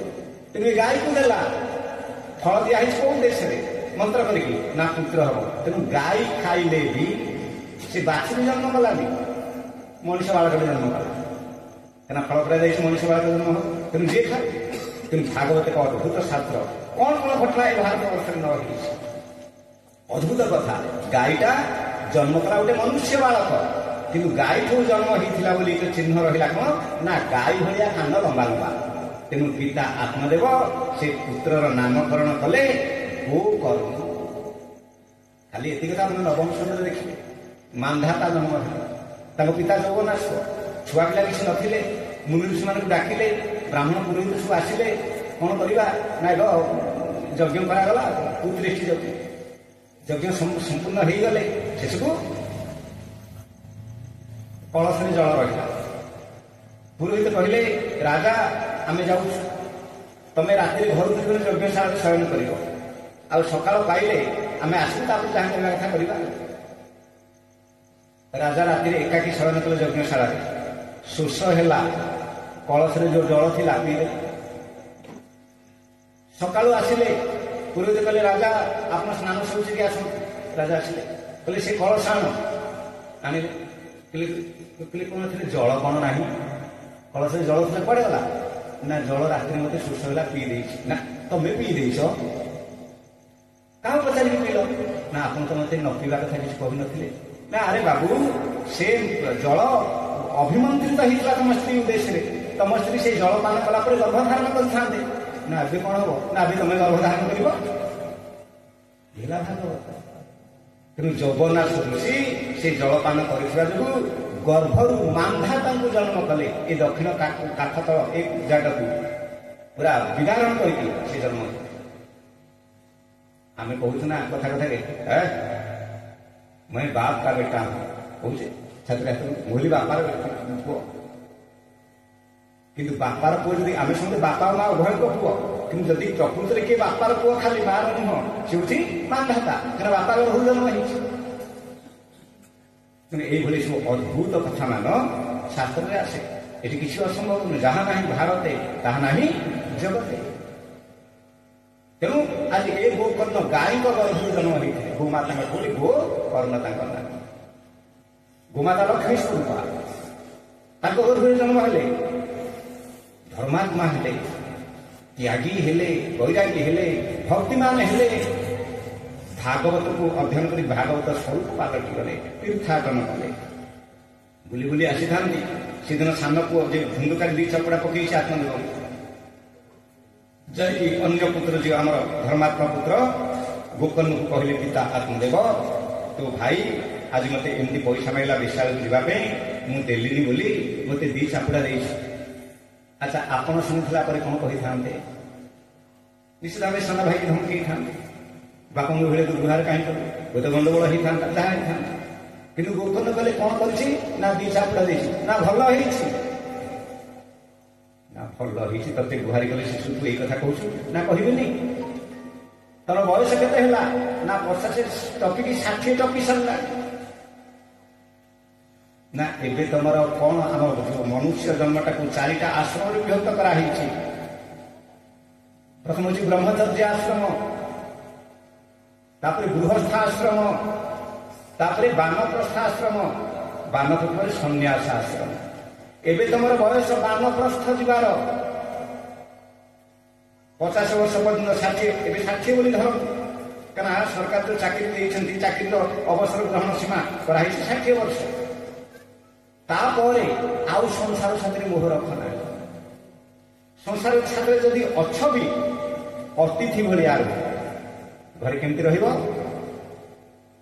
रिटायर्ड हो सारा 60 वर्ष पर आउ काम दाम कर एणिकी ईश्वर आराधना कर घरे जदि रोच पिला पारिगले सहित आउ कार्यकलाप मुंड खेलानी स्वाधीनता दे सी कौन करने कथा करते परामर्श मागिले परामर्श दब आउ मालिक बनिया देखे हो केमी घरे ना अतिथि भाया वानप्रस्थ ना को आश्रम को गल भल कथा ना घरे अतिथि भाया रह जदि अतिथि भाया न रही आउ मालिक बनिया देखे हो सम्मानटी जीव कबाटे पिलिकी खाली कांदाटा सार हम ना नहीं तेणु तुम कहीं नगल वानप्रस्थ कहीं मो घर मो स्त्री मो पिला धरिकी कहीं बसिच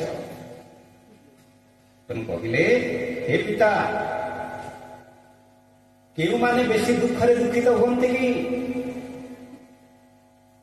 स्नेह बा ज्वलते निशं कहले मो पुओ मो स्त्री मो घर यही मान प्रति स्नेह अर्थात आसक्त हो गला से लोकटा ही स्नेहर बंधन में बांधे लोकटा ही बारंबार ये 3 प्रकार तापरे दग्धीभूत हुए ज्वलते अनिशम अहर्निश जले निज जीवन मार्ग भूली माने बुझिलानी बुढ़ा है मो घर मो स्त्री मो संपत्ति जगी बही तेणु ये सब त्याग कर ऐश्वर्य कौन इंद्र नहीं किंतु तार सुख नहीं न चंद्र सुखम अस्ति न सुखम चक्रवर्ती पिता ए कि धन केते केते चक्रवर्ती अच्छा सारा शशागला धर भी से शासन करुले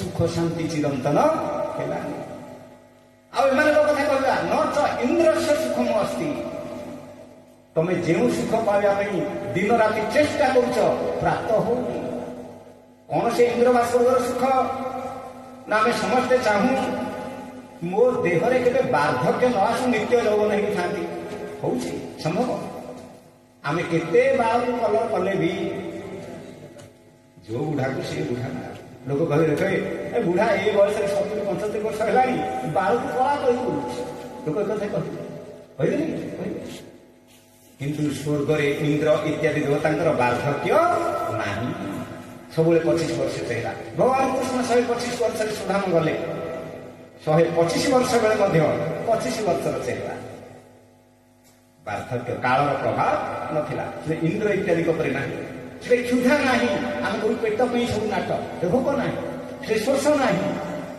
आ उत्सव उत्सव के जाना ये आप गाँव में बहुत मेलोडी पार्टी मान डाक डांस प्रोग्राम हुए सेमती रंभा मेनका उर्वशी नित्य इंद्र आगे डांस करती गीत आउ नृत्य हुए कि ना तेणु आनंद आनंद किंतु तांकर सुख शांति जो आध्यात्मिक ज्ञान जो भगवान भक्ति जो आनंद से आनंदटा से नए पिता तुम्हें कौन सुख कथा कह कहार आनंद अच्छी पिता पचारे ना सुखम अस्ति विरक्तस्य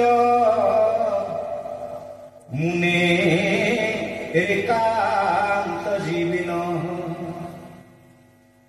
ଆଜି ପିତା ପୁତ୍ର ଉପଦେଶ କରୁଛି। ପିତା ସିନା ଗୁରୁ ହବା କଥା, ପୁଅ ଶିଷ୍ୟ ହବା କଥା। ଏବେ ପୁଅ ହେଇଯାଇଛି ଗୁରୁ, ପିତା ହେଲେ ଶିଷ୍ୟ।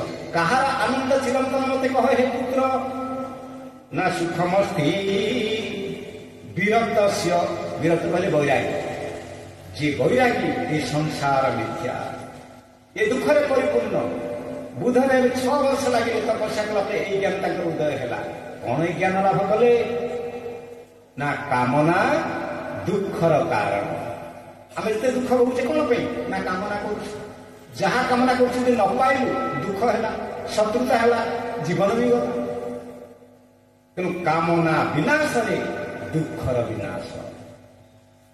ଆମେ ତାକୁ ଇତିହାସ ପଢିକି ଘୋଷିକି ମନେ ରଖୁ। ବୁଧଦେବ କଣ ଜ୍ଞାନ ଲାଭ କଲେ? ନା କାମନା ଦୁଃଖର କାରଣ, କାମନା ବିନାଶ ଦୁଃଖର ବିନାଶ। ପ୍ରାକ୍ଟିକାଲ ଜାଣି, ଏତିକି ଜାଣିବା ପାଇଁ ବୁଧଦେବ 6 ବର୍ଷ ତପସ୍ୟା କଲେ। ଯଦି ଦେଖିନାହାନ୍ତି ଯେ ଦେଖିଛନ୍ତି ଭଲ, ନହେଲେ ଗୟା ଗଲା ପରେ ଦେଖିବେ। ଗୟାଠୁ ବୁଧ ଗୟା ଆଉ 15-16 କିଲୋମିଟର ଦୂର। ବୁଧଦେବ ଯେଉଁ ଅଶ୍ୱତ୍ଥ ଗଛ ମୂଳେ ତପସ୍ୟା କରିକି ଏଇ ଜ୍ଞାନକୁ ଲାଭ କଲେ, ସେ ଦୀର୍ଘ 2,500-3,000 ବର୍ଷ ତଳର ସେଇ ଗଛ ଏବେ ବି ଅଛି। କୋଉଠି କୋଉଠି ଡାଳ ଭାଙ୍ଗିଗଲାଣି, ତାକୁ ଠେସ ଦେଇକି ରଖା ହେଇଛି। ମନେ ପଡିବ ସେଠି ଗଲା ପ୍ରଣାମ କଲା ପରେ, ଆହା ଇଏ ହଉଛି ସେଇ ବୃକ୍ଷ, ସେଇ ଇତିହାସର ମୁଖ ସାକ୍ଷୀ। ଏଇ ବୃକ୍ଷ ସେଦିନ ବୁଧଦେବଙ୍କ ହୃଦୟରେ ଜ୍ଞାନ ଉଦୟ କରି ଦେଇଥିଲା। ଅଶ୍ୱତ୍ଥ ବୃକ୍ଷ ବିଷ୍ଣୁ ବୃକ୍ଷ, ବରଗଛ ହଉଛି ମହାଦେବ ଶଙ୍କରଙ୍କ ବୃକ୍ଷ, ପଳାଶ ଗଛ ହଉଛି ବ୍ରହ୍ମାଙ୍କ ବୃକ୍ଷ, ତୁଳସୀ ହଉଛି ପାର୍ବତୀଙ୍କ ବୃକ୍ଷ, ବଣମାଳତୀ ହଉଛି ଲକ୍ଷ୍ମୀଙ୍କ ବୃକ୍ଷ, ଅଁଳା ହଉଛି ସରସ୍ୱତୀ ବୃକ୍ଷ। ଆଉ ତମେ ଜାଣିବା ଦରକାର, କାର୍ତ୍ତିକ ମାସ ପାଇଲେ ଗଲା। ଅର୍ଥାତ୍ ଏହା କହିବାର ଉଦ୍ଦେଶ୍ୟ ହଉଛି, ଭଗବାନ ତ ଗୀତାରେ ମଧ୍ୟ କହିଲେ ସଂସାର ବୃକ୍ଷଟା ହଉଛି ଅଶ୍ୱତ୍ଥ। ଅଶ୍ୱତ୍ଥ ବାରମ୍ବାର କରିଛି। ଆଉ ସବୁ ବୃକ୍ଷ ଭିତରେ ମୁଁ ହଉଛି ଅଶ୍ୱତ୍ଥ ବୃକ୍ଷ। 10ମ ଅଧ୍ୟାୟରେ ମଧ୍ୟ କହିଲେ ଗୀତାରେ। କହିବାର ଉଦ୍ଦେଶ୍ୟ ହଉଛି, ଆମ ସଂସ୍କୃତି, ଆମ ଧର୍ମ କହୁଛି ପ୍ରତ୍ୟେକ ଗଛଲତା ହଉଛି ଦେବତା।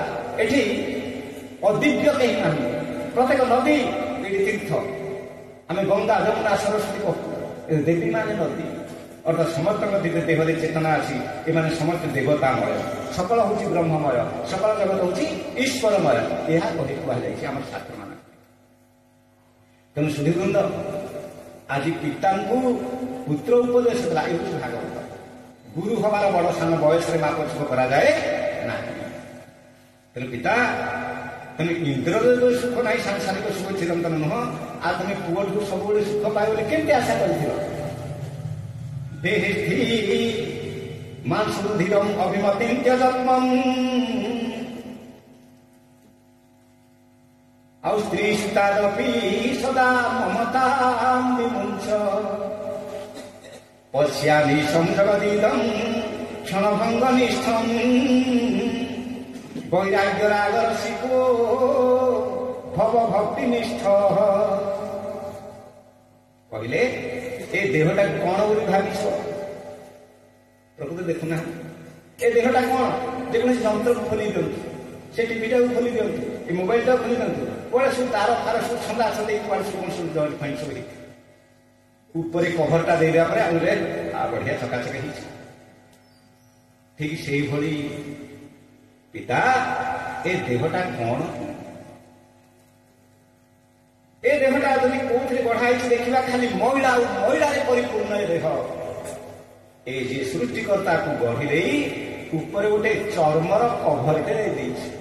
ଏ କଭରଟାକୁ ଚକାଚକ କରିଦେଇଛି। ଆମେ ମଧ୍ୟ ଆଉ କିଛି କିଛି ବିଳାସ ସାମଗ୍ରୀ ଅତର ପତର ଏସବୁ ମାରି ପାଉଡର ଫାଉଡର ଆଉ କିଏ ଚକାଚକ କରୁଛୁ।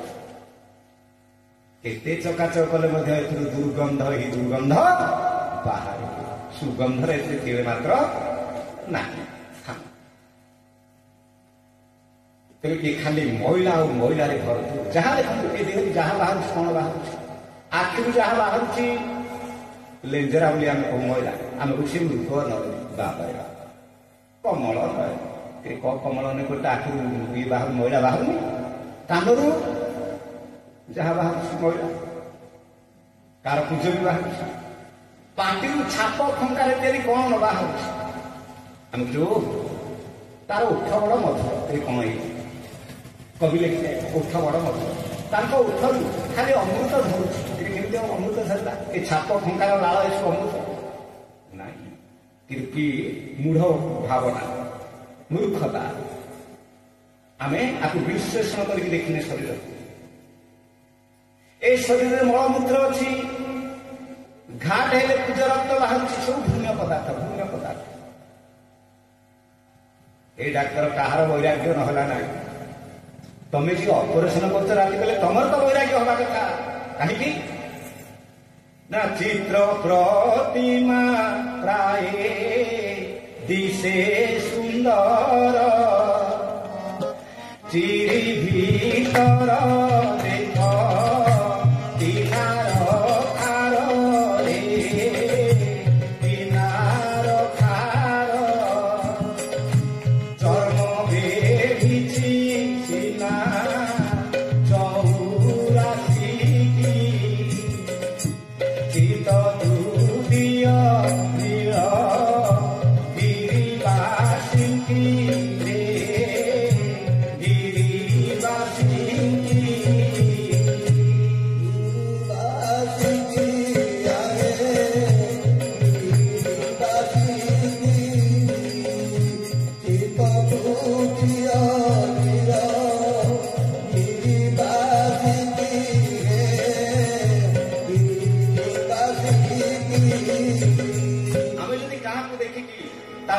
ପ୍ରଶଂସା କରୁଥାଉ ଏ ଉପର କଭର ଚମଡ଼ାଟାକୁ ହିଁ ପ୍ରଶଂସା କରୁଥାଉ ଯଦି ଟିକେ ବିଶ୍ଳେଷଣ କରିବା ଆଶ୍ଚର୍ଯ୍ୟ ଲାଗିବ ଧନ୍ୟ ହେ ବିଶ୍ୱବିଧାତା ସବୁ ମଇଳାକୁ ନେଇକି ତମେ ମୂର୍ତ୍ତିଟାକୁ ଗଢିଛ ଉପରେ ସେକୁ ଯେମିତି ଆଗ ମୂର୍ତ୍ତି କରିବା ବାଲା କଣ କରେ କାଠି ପୋତେ ନଡା ବାନ୍ଧେ ନାଇଁ ତାପରେ ମାଟି ଛାଟେ ତାପରେ ମୁହଁ ଫୁହଁ ସବୁ କରିକି ଆଣି ଯୋଡ଼ାଯୋଡ଼ି କରେ ତା ଉପରେ ଯୋଉ ଟିକିଟା ମାଟିରେ କନା ବୁଲେଇକି ଆସ୍ତରଣ ଲଗେଇ ଦିଏ ତାକୁ ଶୁଖେଇ ଦିଏ ତାପରେ ହ୍ୱାଇଟ୍ ୱାଶ ତାପରେ ରଙ୍ଗ କରେ ଆମେ ବହୁତ ବଢିଆ ହେଇଛି ଠିକ ସେଇଭଳି ଏ ଶରୀର ଆଜି ପୁତ୍ର ପିତାଙ୍କୁ ବୁଝେଇଲେ ଇଏ ଅସ୍ଥି ରକ୍ତ ମାଂସରେ ଗଢା ଏକ ପିଣ୍ଡୁଳା ମାଟି ଆ ପ୍ରତି କାହିଁକି ଆସକ୍ତ ହଉଛ ପିତା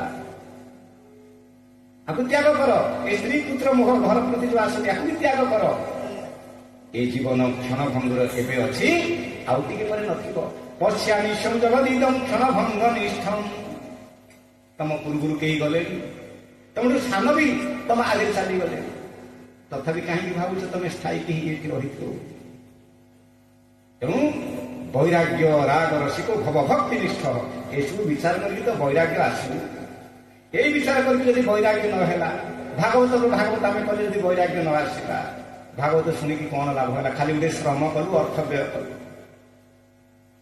କିନ୍ତୁ ତା ଅର୍ଥ କରିବାନି କରିବା ଗୋଟେ 100 ଜଣଙ୍କ ଉପରେ ଭଗବାନ ତ ନିଜେ ଗୀତାରେ ସଂଖ୍ୟା ନିରୂପଣ କଲେ ମନୁଷ୍ୟାନାମ ସହସ୍ରେଷୁ କଶ୍ଚିତ୍ ଗତତି ସିଦ୍ଧୟେ ହେ ଅର୍ଜୁନ ସହସ୍ର ସହସ୍ର ହଜାର ହଜାର ବା ଲକ୍ଷ ଲକ୍ଷ କୋଟି କୋଟି ମଣିଷଙ୍କ ଭିତରୁ କେହି ଜଣେ ଅଧେ ଶୁଣିବା ପରେ ତାର ବୈରାଗ୍ୟ ଆସିବ ବୈରାଗ୍ୟ ଆସିଲେ କହନ୍ତି ପିତାମାତା ଧନ୍ୟ ଏଭଳି ପୁତ୍ର ସମସ୍ତଙ୍କ ଘରେ ଜନ୍ମ ହୁଅନ୍ତି ନାହିଁ ତେଣୁ ସୁଧୀବୃନ୍ଦ ଆଜି ପଚାରୁଛନ୍ତି ପିତା ତାହେଲେ ମୁଁ କଣ କରିବି କହ ନା କିଛି ନ କଲେ ଭାଗବତ ତ ଅଧ୍ୟୟନ କର କହିଲେ ଧର୍ମ ଆଚରଣ ଦିଟା ଧର୍ମ ଉଚ୍ଚାରଣ କରୁଛନ୍ତି କିଏ ଗୋକର୍ଣ୍ଣ ପିତାଙ୍କୁ କହିଲା ବେଳେ କହିଲେ ଗୋଟେ ଧର୍ମକୁ ଛାଡ ଆଉ ଗୋଟେ ଧର୍ମକୁ ଗ୍ରହଣ କର ଧର୍ମଂ ଭଜସ୍ୱ ସତତଂ ତ୍ୟଜ ଲୋକ ଧର୍ମା ଧର୍ମକୁ ନିରନ୍ତର ଗ୍ରହଣ କର ପାଳନ କର ଆଉ ଗୋଟିଏ ଧର୍ମକୁ ତ୍ୟାଗ କର କାହାକୁ ନା ଲୋକାଚାର ଧର୍ମକୁ ଆମର ଏଇ ଲୋକରେ ସଂସାରରେ ଗୋଟେ ମନ ଗଢା କଥା କହିକି ଆମେ ତାକୁ ଧର୍ମ ବୋଲି କହିଲେ କି ଯଥା ବର୍ଷେ ନ ଯିବା ପର୍ଯ୍ୟନ୍ତ ଯଦି କିଏ ଘରୁ ମରୁଛି ମନ୍ଦିରକୁ ଯିବନି ସେ ସତ୍ସଙ୍ଗ ଯାଇକି ଶୁଣିବନି ସତ୍ସଙ୍ଗ ଶୁଣିବାରେ କଣ ଅସୁବିଧା ଅଛି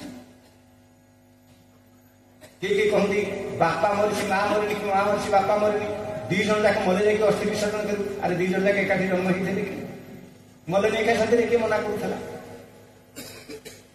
ସିଏ କାହିଁକି ମୁଖ୍ୟ ପାଇଁ ଆଉ ଜଣଙ୍କୁ ଅପେକ୍ଷା କରିବେ ତାକୁ ତ ଯଥାଶୀଘ୍ର ମୁକ୍ତି ଦିଅ ଆମର ଏଇସବୁ ଗୁଡ଼ିଏ କର୍ମକାଣ୍ଡରେ ଭୁଲ ବା ଭ୍ରାନ୍ତ ଧାରଣାକୁ ଆମେ ଧର୍ମ ବୋଲି ବିଚାର କରୁ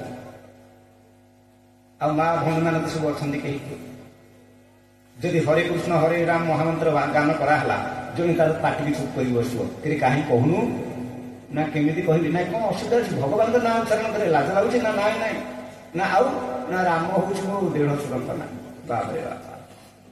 କୃଷ୍ଣ ଆଙ୍କ ନାଁ, ଆଉ ହରି ମୋ ଶ୍ୱଶୁରଙ୍କ ନାଁ। ଏଇ ବିଚାରଟା ମାନେ ଯେଉଁ ବିଚାର ଆମକୁ ଭଗବାନଙ୍କର ନାମ ସଂକୀର୍ତ୍ତନ ଭକ୍ତି ଭଜନରୁ ଦୂରେଇ ଦେଲା, ତାହା ଧର୍ମ ନା ଧର୍ମ? ଏସବୁ ହରି ରାମ କୃଷ୍ଣ ଏ ଶ୍ୱଶୁର ଦେଢ଼ଶୁର ସ୍ୱାମୀର ନାଁ ନା ଭଗବାନଙ୍କର ନାଁକୁ ଏମାନଙ୍କର ନାଁରେ ଦିଆହେଇଛି? କୋଉଟା ଠିକ? ଭଗବାନଙ୍କର ନାମକୁ ନେଇକି ଆଙ୍କର ନାମକରଣ କରାହେଲା ନା ଆଙ୍କର ନାଁ ଗୁଡାକୁ ନେଇକି ଭଗବାନଙ୍କୁ ନାଁ ଦିଆହେଲା? କିନ୍ତୁ ତମ ଏଇ ଶ୍ୱଶୁର ଶାଶୁ ବା ଦେଢ଼ଶୁର ଏମାନେ ଜନ୍ମ ହେବା ପୂର୍ବରୁ ନାଁ ଥିଲା କି ନାହିଁ? ତେଣୁ ଭଗବାନଙ୍କ ଉଦ୍ଦେଶ୍ୟରେ ଭଗବାନଙ୍କ ନାମ ଭଜନ କରିବାରେ କେମିତି ପାପ ହେଲା ମୁଁ କିଛି ବୁଝିପାରେ। କିନ୍ତୁ ଇଏ ହଉଛି ଲୋକାଚାର ଧର୍ମ, ତା ବୁଝେଇ ପାରିବେନି ଆପଣ। ନାଁ ଧୋଇଲେ ପାପ ହବ, ମୁଁ ନରକକୁ ଯିବି। ଭଗବାନଙ୍କ ନାଁ ଉଚ୍ଚାରଣ କଲେ ସେ ନରକକୁ ଯିବ, ଉଚ୍ଚାରଣ ନ କଲେ ସେ ବୈକୁଣ୍ଠ ଯିବ। ଏ ବିଚାର ଯାହାର ଭଗବାନ କହିଲେ ଇଏ ହଉଛି ତାମସିକ ଲୋକର କି ଜ୍ଞାନ? ନା ଧର୍ମ ଜ୍ଞାନ। ଗୀତାରେ କଥା କହିଲେ ଯୋଉଟା ତାମସିକ ଲୋକର ରଜ ସତ୍ୱ ଗୁଣ, ରଜ ଗୁଣ ଆଉ ତାମସିକ ଗୁଣ ତମ ଗୁଣ। ଏ ତମ ଗୁଣୀ ଲୋକଟାର ଜ୍ଞାନ ବା ବିଚାରଧାରା କଣ ଜାଣିପାରୁଛୁ? ନା କଣ? ନା ଅଧର୍ମ ଧର୍ମ ମିତିଯା ମନ୍ୟତେ ତମସା ବୃତ୍ତା। ସେ ସବୁବେଳେ ଅଧର୍ମଟାକୁ ଧର୍ମ ବୋଲି ବିଚାର କରିଥାଏ। କାହିଁକି? ତମସା କଲେ ଅନ୍ଧାର, ଜ୍ଞାନ ଘଣ୍ଟା ଅନ୍ଧକାର ଦ୍ୱାରା ଆବୃତ ହେଇକି ରହିଥିବା। ସର୍ବାର୍ଥା ବିପରୀତାଂଶ ଶାସ୍ତ୍ରରେ କୁହାଯାଇଥିବ ଗୋଟେ ପ୍ରକାର, ସେ ତାର ଉଲ୍ଟା କଥା କହିବ। ସା ଜ୍ଞାନୀ ବା ସା ବିଦ୍ୟା ତମସା ତାମସୀ ବିଦ୍ୟା ବୋଲି ଭଗବାନ କହିଲେ। ତେଣୁ ସେମାନଙ୍କୁ ବୁଝେଇ ହୁଏ ନା। ତେଣୁ ଶାସ୍ତ୍ର ହଉଛି ପ୍ରମାଣ। କଣ କରିବ କଣ ନ କରିବ ଶାସ୍ତ୍ରରେ ଯାହା ବର୍ଣ୍ଣନା କରାଯାଉଛି ଆମର ମାପକାଠି, ତାକୁ ଧରିକି ଚାଲିବାକୁ ହୁଏ। ତେଣୁ ପଚାରୁଛନ୍ତି ଆଜି ପିତା ଆତ୍ମଦେବ ପୁତ୍ର ଉପରେ ଗୁରୁ ସାଜିକେ କହୁଛନ୍ତି ଗୋକର୍ଣ୍ଣ ଧର୍ମ ଭଜସ୍ବ ସତତଂ ତ୍ୟଜଲୋକ ଧର୍ମା। ଯେପର୍ଯ୍ୟନ୍ତ ଏଇ ଲୋକାଚାର ଧର୍ମକୁ ତ୍ୟାଗ ନ କରିଛ, ସେ ପର୍ଯ୍ୟନ୍ତ ଭାଗବତ ଧର୍ମ ଉଦୟ ହୋଇପାରିବ। ହରି ବୋଲ। ଆଉ ସେବସ୍ବ ସାଧୁ ପୁରୁଷା ଜହି କାମ ତୃଷ୍ଣା। ସାଧୁ ସନ୍ଥ ଏମାନେ ସାକ୍ଷାତ ଜୀବନ୍ତ ଅବତାର ଭଗବାନଙ୍କର ବିଚାର କରିକି ତାଙ୍କୁ ପୂଜା କରିବ। ସବରୀ ମାତାକୁ କହିଲେ ନବଧାବଦେଶ ଭଗବାନ କହିଲେ ମୋତେ ସନ୍ଥ ଅଧିକ କରି ଲେଖା। 7 ନମ୍ବର ଭକ୍ତି କହିଲେ, ନବଧାବତ 7 ନମ୍ବର ଭକ୍ତି କହିଲେ ମୋତେ ସନ୍ଥ ଅଧିକ କରି ଲେଖା। ହେ ମାତା, ମୋଠୁ ସାଧୁ ସନ୍ଥ ମାନଙ୍କୁ ଯଦି ଅଧିକ ବୋଲି ଭାବିକି ଭକ୍ତି କଲ, ସେ ହଉଛି 7 ନମ୍ବରର ଭକ୍ତି। ତେଣୁ ସେ ବର୍ଷ ଆଜି ସେ କଥା, ସେ ବର୍ଷ ସାଧୁ ପୁରୁଷା ଜହି କାମ ତୃଷ୍ଣା। କାମନା ତୃଷ୍ଣା, ଏ କାମନାକୁ ସାଂସାରିକ କାମନା ବାସନାକୁ ତ୍ୟାଗ କର, ଦୂରେଇ ଦିଅ। ଗୋଟିଏ କାମନା ରହ। ସେ କେଉଁ କାମନା? ନା କୃଷ୍ଣ ପ୍ରାପ୍ତି। ଏ ଗୋଟିଏ କାମନା ରଖିବା କଥା।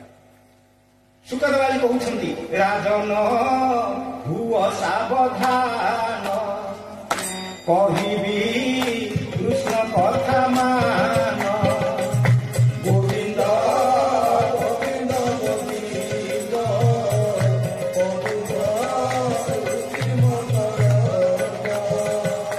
ଯାବତ ନ ପୁରେ ଉଦର, ତାବତ ଜ୍ଞାନ କାହିଁ ତାର। ଗୋବିନ୍ଦ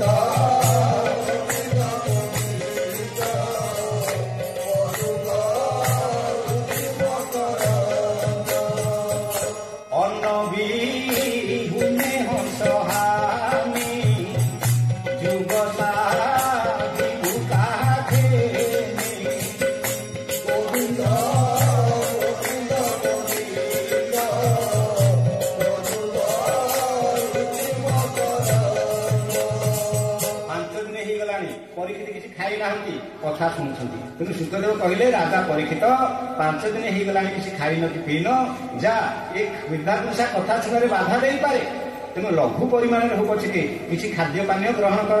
ପରୀକ୍ଷିତ କଣ କହିଲେ? ସେଦିନ ହେ ଗୁରୁଦେବ, ସେଦିନ ଶୋଷରେ ବ୍ୟାକୁଳ ହେଇକି ମୁଁ ମହର୍ଷି ଶ୍ରମିକଙ୍କ ଭିତରେ ଗୋଟେ ମଲା ସାପ ପକେଇ ଦେଇଥିଲି। ଆଜି ସେ ଶୋଷ ନାହିଁ। आज मोर गोटे शोष अच्छी कृष्ण कथा श्रवण करिवार शोष आउ द्वितीय शोष मोर किछि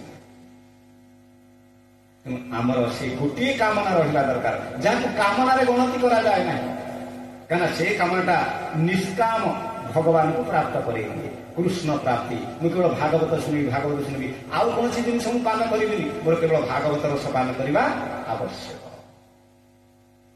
ए भागवत आश्चर्य ए मनुष्य शरीर आश्चर्यमय ए मनुष्य शरीरटा हूँ मरणशील शरीर मर शरीर आम कहूँ किंतु ए मर शरीर को साधना लगेले ये आपन को अमर करदब आश्चर्य कि आश्चर्य मत कर यहीटा मरुच किंतु आपको साधना लगेले आपन को अमरत्व प्रदान करुच्ची आठ बड़ी आश्चर्य किसी अच्छी तेणु सुधीवृंद ए शरीरटा को जदि विलासी व्यसन लगेल ये नरक पहुंचे ये गोटे गाड़ी गाड़ी आप पेट्रोल पकईले जो जा पहुंच सेमती मनुष्य शरीर रूपक गाड़ी रे भक्ति ज्ञान रूपक साधनार वैराग्यर टिके पेट्रोल पड़गले ये नहीं वैकुंठ पहुंचे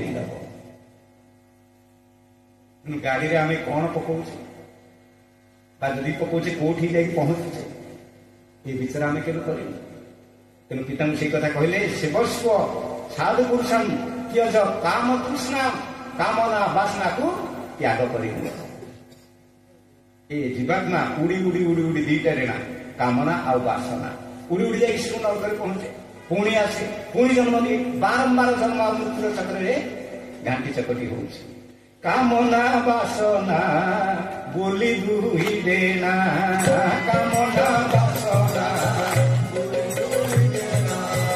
जहाँ लागी पक्षी उड़ी बुले सीना जहाँ लागी पक्षी उड़ी बुले सदगुरु सद ज्ञान कपूरी रे सदगुरु सद ज्ञान कपूरी रे से दिन तार देना तुरीटी এই মন এক উড়ন্তা পক্ষী এই মন এক উড়ন্তা পক্ষী এই মন এক উড়ন্তা পক্ষী ভগতি পিঞ্জরে বান্ধি রখ তাকু ভগতি পিঞ্জরে বান্ধি রখ তাকু হরি নাম অঠা কাটি কুজকি এই মন এক উড়ন্তা পক্ষী এই মন এক উড়ন্তা পক্ষী बोलो भागवत भगवान की ये कहा कहूँ भूलीगले पिता होउछन्ति आत्मदेव पुत्र होउछन्ति गोकर्ण पुत्र गोकर्ण पिता आत्मदेव को यही उपदेश दौरान कहले सब कामना वासना को त्याग कर केवल गोटे कर कामना रहू कृष्ण कथा श्रवण करिवार कामना पिता ए मनुष्य मानकर सब बड़ रोग कोटा जानी आम तो शरीर केते गोटे रोग भोगुचे आ मनर गोटे रोग अच्छे से मनर रोग भितर सब बड़ रोग होउछि अन्यर दोष देखा निजक निर्दोष डिंडिमा पिटा दुनिया जाक समस्त भूल कर समस्त दोषी मुझे एकुटिया दिन दोष गोटा दोष निज दोष दिने देखा ना तेणु अन्य दोष गुण चिंतन मासुवा सेवा कथार समूह नितराम भजस्व पिता भक्ति करने कहले अन्यर दोष देख नाही जदि देखुच निज दोष देख ए जीवन रे बाय जगत रे सब सर्वश्रेष्ठ आविष्कार होची निज दोष को खोजिकी देखिबा क्या उपकार अन्यर दोष देखिले कौन उपकार बोल ता साथे शत्रुता हब से सब निजर दोष धोई हब ना निजे जो अंधार को संधार कर तेणु भक्तिर मार्ग में जावाक हेले भागवतर धर्मर मार्ग में जावाक हेले प्रथम कथा अच्छी अन्यर दोष देख ना आ शास्त्र कथा को भगवान को कृष्ण कर से रस को सेवन कर सदा तत्पर तेणु पिता भागवत श्रवण कर ना पठन कर ना आउ मोर आयुष कहीं संपूर्ण भागवत को पढ़ी पारि ना खाली दशम स्कंध को पाठ कर ना ही ना निहत यह ध्रुव सत्य तेणु ଏତିକି କଥାରେ ପିତା ଆତ୍ମଜଙ୍କର ବୈରାଗ୍ୟ ଆସିଗଲା। ଘର ଛାଡ଼ିକି ପଳେଇଲେ। ହରିଦ୍ୱାରରେ କୌଣସି ଏକ ସାଧୁ ସନ୍ଥ ବାମନ ଋଷିଙ୍କର ଆଶ୍ରମରେ ରହିଲେ ଏବଂ ଖାଲି ଭାଗବତ ଦଶମ ସ୍କନ୍ଧକୁ ପାଠ କରି ନିଜର ଆତ୍ମାର ଉଦ୍ଧାର କରିଦେଲେ। ଏପଟେ ମାଙ୍କୁ ମଧ୍ୟ ପଇସା ମାଗିଛି ଧୁନ୍ଦୁକାରୀ।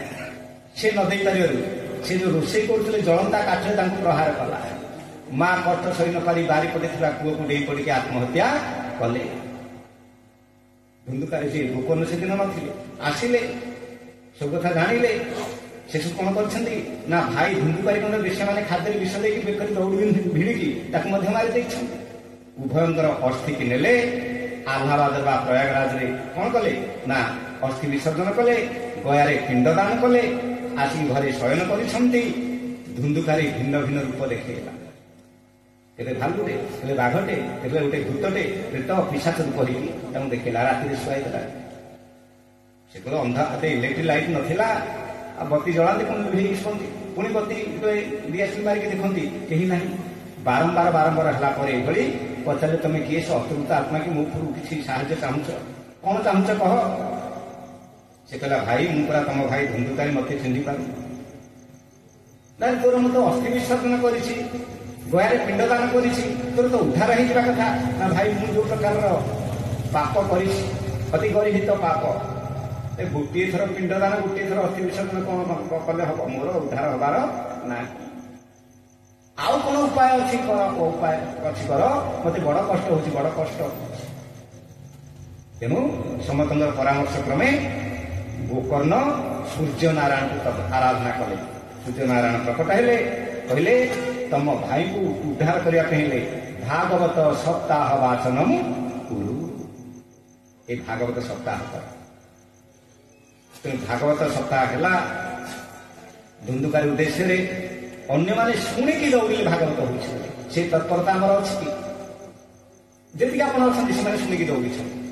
ଆଉ ଯୋଉମାନେ ଆସିପାରି ନାହାନ୍ତି ସେମାନେ ବିମୁଖ, ହରି ବିମୁଖ ଜନ ଯେତେ ବା ପ୍ରାଣୀ ଯେତେ ସେ ଥାନ୍ତି। ପଢୁଛନ୍ତି ଆପଣମାନେ ଭାଗବତ? ପଶୁଙ୍କ ସଙ୍ଗତେ ଯୋଉମାନେ ଭାଗବତ ବିମୁଖୀ, ଭଗବାନଙ୍କ ମାନେ ବିମୁଖ, ତାଙ୍କୁ ପ୍ରାଣୀ ବୋଲି କୁହାଯିବ, ତାଙ୍କୁ ପଶୁ ବୋଲି କୁହାଯିବ। ଅବଶ୍ୟ ଲାଞ୍ଜଟା ନାହିଁ, ତେଣୁ ଲାଞ୍ଜହୀନ ପଶୁ ଭାଗବତ କହିଲେ। ଲାଞ୍ଜ ନଥିବା ପଶୁମାନେ ଘରେ ରହିଗଲେ।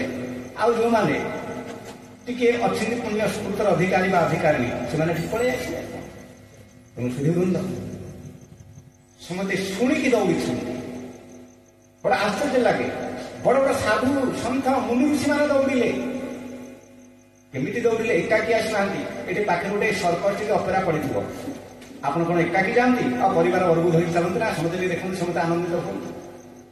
ଆଚ୍ଛା ଭାଗବତକୁ ଆସିଲା ବେଳକୁ ଏକାକି କାହିଁକି? ସେ ପିଲା ଗୁଡାକ ଏବେଠୁ କଣ ଧର୍ମ କରିବେ? ଆରେ ଭାଇ ତୁ ଗ୍ୟାରେଣ୍ଟି ଦେଇପାରିବୁ ତୋ ପିଲା 100 ବର୍ଷ ବଞ୍ଚିବ? ତେଣୁ ବାଳକ କାଳୁ ଧର୍ମ କର। ଯୋଉଟା ପ୍ରହ୍ଲାଦ କହିଲେ, କଣ କହିଲେ? ବାଳକ ମୋର ଭଲ କର, ବେଳ ହିଁ ଗୋବିନ୍ଦ ସୁମର। ବାଲ୍ୟକାଳ ଯାର ଆରମ୍ଭ ହେଇନଥିବ, ଯୋଉ ଲୋକଟା ସଂସାର ପ୍ରତି ଆସକ୍ତ ରହି ରହି ଜୀବନ କଟେଇ ଦେଲା, 100 ବର୍ଷ ବଞ୍ଚିଲା ଠିକ ଅଛି, 100 ବର୍ଷ ତ ମାନେ ତାର ଆୟୁଷ କରୁଥିବ, ସେ ମରିବାକୁ ଯାଉଛି। ତା ପାଖରେ କେତେ ଗୋବିନ୍ଦ ଗୋବିନ୍ଦ କହିଲେ ବି କାନରେ ପଡିବ ସତ, କିନ୍ତୁ ସେ ଭାବୁଥିବ ତାର ବିଷ ବାସନା ଯୋଉ ସେ ତୃପ୍ତ କରିଥିଲା, ମନଟା ସେଇଠି ଯିବ। କେତେ ଗୋବିନ୍ଦ କହିଲେ ତାର ଚେତନା ଉଦୟ ହବନି। ତେଣୁ ଆଜି ଯାହା ହଉ, ଯେହେତୁ କଷ୍ଟ ହଉଥିଲା କାହାକୁ, ଧୁନ୍ଦୁକାରୀକି, ସେ ଆସି ପହଞ୍ଚୁ ଆଉ 7 ଗଣ୍ଠିଆ ବାଉଁଶ, ଗୋଲା ବାଉଁଶ ତା ଭିତରେ ପଶିଗଲା। କହିଲା ଏଇଟା ପାଇଁ ମୋ ପାଇଁ ହଉଛି ଗୋଟେ ନିରାପଦ ଏସି ରୁମ୍। ବର୍ଷା ହେଲେ ଚିନ୍ତା ନାହିଁ, ଗରମ ହେଲେ ଚିନ୍ତା ନାହିଁ, ଶୀତ ହେଲେ ବି ଚିନ୍ତା ନାହିଁ। ଆଉ ବଢିଆ ହେଇଛି, ତାର ଭିତରେ ବସିଲା। ଏ 7 ଦିନ ଭାଗବତ ଚାଲିଲା। ସମସ୍ତେ ଶୁଣିଲେ, ସେ ବି ଶୁଣିଲା। ପ୍ରଥମ ଦିନ ଗୋଟିଏ ଗଣ୍ଠି ଫୁଟିଲା, ଦ୍ୱିତୀୟ ଦିନ ଆଉ ଗୋଟେ ଗଣ୍ଠି, 7 ଦିନ 7ଟା ଗଣ୍ଠି ଫୁଟିଗଲା। ପୂର୍ଣ୍ଣାହୁତି ବେଳକୁ ଦିବ୍ୟ ଶଙ୍ଖ ଚକ୍ର ଗଦାପଦ୍ମ ଧାରୀ ଉପରେ ବିଷ୍ଣୁଙ୍କ ସ୍ୱରୂପ ଧରିକି ଧୁନ୍ଦୁକାରୀ ଭିତରୁ ବାହାରିଲା। ସମସ୍ତେ ଦେଖି ଚକିତ ହେଲେ, ଆରେ ଇଏ ତ ଧୁନ୍ଦୁକାରୀ, କାରଣ ମୁହଁଟା ଜଣା ପଡୁଛି, ବିଷ୍ଣୁ ରୂପ ହେଇଗଲା। ଏଇ ଯୋଉ ବିଷ୍ଣୁ ରୂପ ଧାରଣ କଲା କିଏ? ସେ ଧୁନ୍ଦୁକାରୀ। 5 ପ୍ରକାରର ମୁକ୍ତି ଭିତରୁ ଇଏ ଗୋଟେ ମୁକ୍ତି। ଏ ମୁକ୍ତିର ନାଁ ହଉଛି ସାରୂପ୍ୟ ମୁକ୍ତି। କଣ ସାରୂପ୍ୟ ମୁକ୍ତି? ନା ଭଗବାନଙ୍କ ରୂପ ଯାହା ଯଦି ଜୀବାତ୍ମା ସେହି ରୂପ ଧାରଣ କଲା ଶୁଣି ଶୁଣି ସେଗୁଡ଼ା ସାରୂପ୍ୟ ମୁକ୍ତି। ସବୁବେଳେ ତ ଧୁନ୍ଦୁକାରୀ ଦେଖ ସାଙ୍ଗେ ସେ ଭଗବାନ ବିଷ୍ଣୁ ପଠେଇଲେ ତାଙ୍କର ଦୂତମାନଙ୍କୁ ଜାଗା ମୋର ପ୍ରିୟ ଭକ୍ତ ଧୁନ୍ଦୁକାରୀ ଧରି ପଳେଇ ଆସ, ସେ ମୁକ୍ତ ହେଇଗଲା। ସେ ନେଇକି ଯାଉଛନ୍ତି, ପଚାରିଲେ ଗୋକର୍ଣ୍ଣ ଆମେ ତ ସମସ୍ତେ ଶୁଣୁଥିଲୁ, ପୁଣି ମୁଁ ବକ୍ତାରା ବି କହୁଥିଲି ଆମର କାହାର ମୁକ୍ତି ହେଲାନି, ଭଗବାନ ଖାଲି ତାକୁ ବିମାନ ନେଇକି ତମକୁ ପଠେଇଲେ ନେବା ପାଇଁ। ହେଲେ ଆମେ ଯୋଉ ଶୁଣୁଥିଲେ କଣ ବେକାର? ନା ନା ବେକାର ନା, ଆଉ ନା ଶୁଣିବାରେ ତଫାତ ରହିଲା। ଭଗବାନଙ୍କ କଥା ଶୁଣିବାକୁ ହେଲେ ସାବଧାନ ହବାକୁ ପଡିବ, ଏକାଗ୍ରଚିତ ହବାକୁ ପଡିବ। ଧୁନ୍ଦୁକାରୀ ଦେଖିଲା ସେ ଯୋଉ କଷ୍ଟ ଭୋଗୁଛି, ଏ ଭାଗବତ ଶ୍ରବଣ ହଉଛି ସବୁଠୁ ଦିବ୍ୟ ଔଷଧ, ତା ଛଡା ଆଉ ତାକୁ କେହି ରକ୍ଷା କରିପାରିବେନି। ତେଣୁ ସେ ଭାଗବତର ଗୋଟିଏ ଶବ୍ଦକୁ ଅନ୍ୟ ମନସ୍କ ହୋଇନାହିଁ। ତେଣୁ ହେଉଛି ସାବଧାନତା। ଆମେ କିନ୍ତୁ ଅନ୍ୟ ସମୟରେ ସାବଧାନ ହଉନି, ମୂଳରୁ ଅନ୍ୟ ମନସ୍କ ହଉନି, ପୁରା ସାବଧାନ ହଉଛି। କେତେବେଳେ ନା ଟଙ୍କା ଗଣିଲା ବେଳେ କାଳେ ଗୋଟେ 500 ଟଙ୍କା ଅଧିକରେ ଖସିଯିବ, ଭାରି ସାବଧାନ ପହଞ୍ଚୁ। ପିଲାମାନେ କ୍ରିକେଟ ମ୍ୟାଚ ଦେଖୁଥିବେ, ପଚାର ହଠାତ୍ କେତେ ରନ୍ ହେଲାଣି, ସାଙ୍ଗେ ସାଙ୍ଗେ ଏତେ ୱିକେଟ ହେଲାଣି, ଏତେ ରନ୍, ସାଙ୍ଗେ ସାଙ୍ଗେ ସାବଧାନ। ଏ ବାବଦ ତୋର କେତେ ବୟସ ଗଲାଣି, ଏଇଟା ଶେଷ ନିଶ୍ୱାସ ହେଇପାରେ, ଏ ବାବଦ ଅସମନା ସମସ୍ତେ ମରିପାରନ୍ତି, ମୁଁ ତ ମରିବି। ଇଏ ହେଉଛି ଆମ ବିଚାର। ତେଣୁ ଧୁନ୍ଦୁକାରୀ ସାବଧାନ ହେଇକି ଶୁଣୁଥିଲା ଗୋଟିଏ ଶବ୍ଦ ଅନ୍ୟ ମନସ୍କ ହେଇନି। ଅନ୍ୟ ଶ୍ରୋତାମାନେ ସବୁ କଥାକ ଯେହେତୁ ମୃତ୍ୟୁଟା ମୁଣ୍ଡ ଉପରେ ନାହିଁ ବୋଲି ଜାଣିଛନ୍ତି, ତେଣୁ ସେମାନେ ସାବଧାନ ହେଇକି ଶୁଣି ନାହାନ୍ତି। ତେଣୁ ସେମାନେ ଏବେ ବୈକୁଣ୍ଠ ଯାଇପାରିବେ ନାହିଁ କହି ତାକୁ ନେଇକି ପଳେଇ ପଚାରିଲେ, ଆଚ୍ଛା ମୁଁ ବକ୍ତାଟା ମୁଁ ଅନ୍ୟ ମନସ୍କ ହେଇନି, କାରଣ ଶ୍ରୋତା ହୁଏତ ଅନ୍ୟ ମନସ୍କ ହେଇପାରେ, କିନ୍ତୁ ବକ୍ତା ଅନ୍ୟ ମନସ୍କରେ କଥା କହିପାରିବ। ତେଣୁ ମୋ ପାଳି କେମିତି କହିଲାନି? ନା ଭଗବାନ ତମ ଦ୍ୱାରା ଆଉ ଜଗତର କଲ୍ୟାଣ କରିବା ପାଇଁ ଇଚ୍ଛା ରଖିଛନ୍ତି। ଆଉ 2-4ଟା ଭାଗବତ ସପ୍ତାହ ହବ, ତାକୁ ତମେ ଯିବ ନା। ତେଣୁ ଶ୍ରୋତାମାନେ ଆଗ ଉଦ୍ଧାର ପାଇଯାଆନ୍ତି, ବକ୍ତାଟା ପଛରେ ଯିବ। ତେଣୁ ଇଏ ଆଷାଢ ମାସରେ ମୁକ୍ତି କରିଦେଲେ କାହାକୁ? ନିଜ ଭାଇ ଧୁନ୍ଦୁକାରୀକୁ। ପୁଣି ଶ୍ରାବଣ ମାସରେ ଆଉ ଗୋଟେ ଭାଗବତ ସପ୍ତାହ ହେଲା। ସେଇଠି ଯେତେ ସବୁ ଶ୍ରୋତାବନ୍ଧୁ ସେ ଗ୍ରାମ ଆଉ ନିଜେ ଗୋକର୍ଣ୍ଣ ବିମାନ ଆସିଲା, ସମସ୍ତେ ବସିଲେ, ବୈକୁଣ୍ଠକୁ ଚାଲିଲେ। ଭାଗବତ ଏକ ପ୍ରାମାଣିକ ଶାସ୍ତ୍ର ଏବଂ ଭାଗବତ ସ୍ୱୟଂ ବାସୁଦେବଙ୍କର ଅବତାର। ପ୍ରାମାଣିକ ଶାସ୍ତ୍ର କଣ? ନା ଯେଉଁଥିରେ ପ୍ରମାଣ ମିଳିଛି, ଆକୁ ପ୍ରୟୋଗ କରାହେଇଛି। ଧୁନ୍ଦୁକାରୀଟି ପ୍ରୟୋଗ କରାହେଲା, ସଫଳ ହେଲା। ପରୀକ୍ଷିତଙ୍କଠି ପରୀକ୍ଷା କରାହେଲା ବୋଲି ସେ ଭକ୍ତଙ୍କ ନାଁ ହେଲା ପରୀକ୍ଷିତ। ଯାହାକୁ ପରୀକ୍ଷା କରା ସରିଛି ସେ ହେଉଛି ପରୀକ୍ଷିତ ନା। ତେଣୁ ଭାଗବତଙ୍କୁ ପରୀକ୍ଷା କରାହେଲା କାହାନ୍ତି? ନା ପରୀକ୍ଷିତ। ଦେଖିବା, ଆକୁ ଶୁଣେଇବା। ଇଏ ସର୍ପଦଂଶନ ମୁକ୍ତ ହଉଛି, ମୃତ୍ୟୁ ଉପରେ ବିଜୟ ଲାଭ କରୁଛି ନା ନାହିଁ, ପରମଗତି ପାଉଛି ନା ନାହିଁ, ହେଲା କି ନାହିଁ? ତେଣୁ ଆମେ କାହିଁକି ଭାବିବା ଭାଗବତ ଶୁଣିଲେ ମୋର ହବନି ବୋଲି? ଭଗବାନ କାହାକୁ କରୁଣା ଉଣା କରନ୍ତି ନାହିଁ, ପାତର ଅନ୍ତର କରନ୍ତି ନାହିଁ। ଯିଏ ତାଙ୍କ କଥା ଶୁଣିଲା, ଯିଏ ସେଇଭଳି ଶ୍ରଦ୍ଧା ରଖିଲା, ବିଶ୍ୱାସ ରଖିଲା, ସମର୍ପିତ ହେଲା, ଅତୀତରେ ପରୀକ୍ଷିତ ଧୁନ୍ଦୁକାରୀ ଯେଉଁ ଯେଉଁ ଫଳ ପାଇଛନ୍ତି ଆମେ ମଧ୍ୟ ନିଶ୍ଚୟ ଲାଭ କରିବା। ଏହି ଆଶା ଓ ବିଶ୍ୱାସକୁ ରଖିକି ଆମେ ଭାଗବତ ଶୁଣିବା ଏବଂ ଶୁଣିଲା ପରେ ଜୀବନରେ ଯାହା ଶୁଣିଛେ ସେଇଭଳି ଭାବନା ବିଚାରକୁ ଆମେ ପ୍ରୟୋଗ କରିବା। ତାପରେ ଦେଖିବା ଆମର ଗତି କେମିତି ହେଉଛି। କିଛି ହଉ କି ନ ହଉ, ପ୍ରଥମେ ଏଇ ଗାଁରେ ହଉ, ଘରେ ହଉ, ଯେଉଁମାନେ ଭାଗବତ ପଢ଼ନ୍ତି ଶୁଣନ୍ତି, ଘରେ ପ୍ରଥମେ ସମୃଦ୍ଧି ନିଶ୍ଚିତ ଆସିବ, ଦାରିଦ୍ର୍ୟ ଦୂରେଇଯିବ, ଏଟା ନିଶ୍ଚିତ କଥା। ବିଷୟ ସୁଖ ଆସିଯିବ। କୌଣସି ସମସ୍ୟା ଅଛି ସମାନ, ଝିଅ ପୁଅ ବାହା ହେଇପାରୁନାହାନ୍ତି, ହେଇଯିବ। କାହାର ଚାକିରି ହଉଛି, ଚାକିରି ହେଇଯିବ, ସବୁ ହେଇଯିବ। କିଏ ରୋଗରେ ପଡ଼ିଛି, ଆରୋଗ୍ୟ ହେଇଯିବ। ଏଟା ସାଧାରଣ କଥା। ତାପରେ ମୁକ୍ତିର କଥା ଏ ଅଚିରେ ପ୍ରଦାନ କରନ୍ତି। ଏ ହେଉଛି ପ୍ରାମାଣିକ ଶାସ୍ତ୍ର। ତେଣୁ ସୁଧୀବୃନ୍ଦ, ଭାଗବତଙ୍କର କୃପା ହୋଇଛି ବୋଲି ଆମେ ଆଜି ବସିକି ଏଠି ଶ୍ରବଣ କରୁଛେ।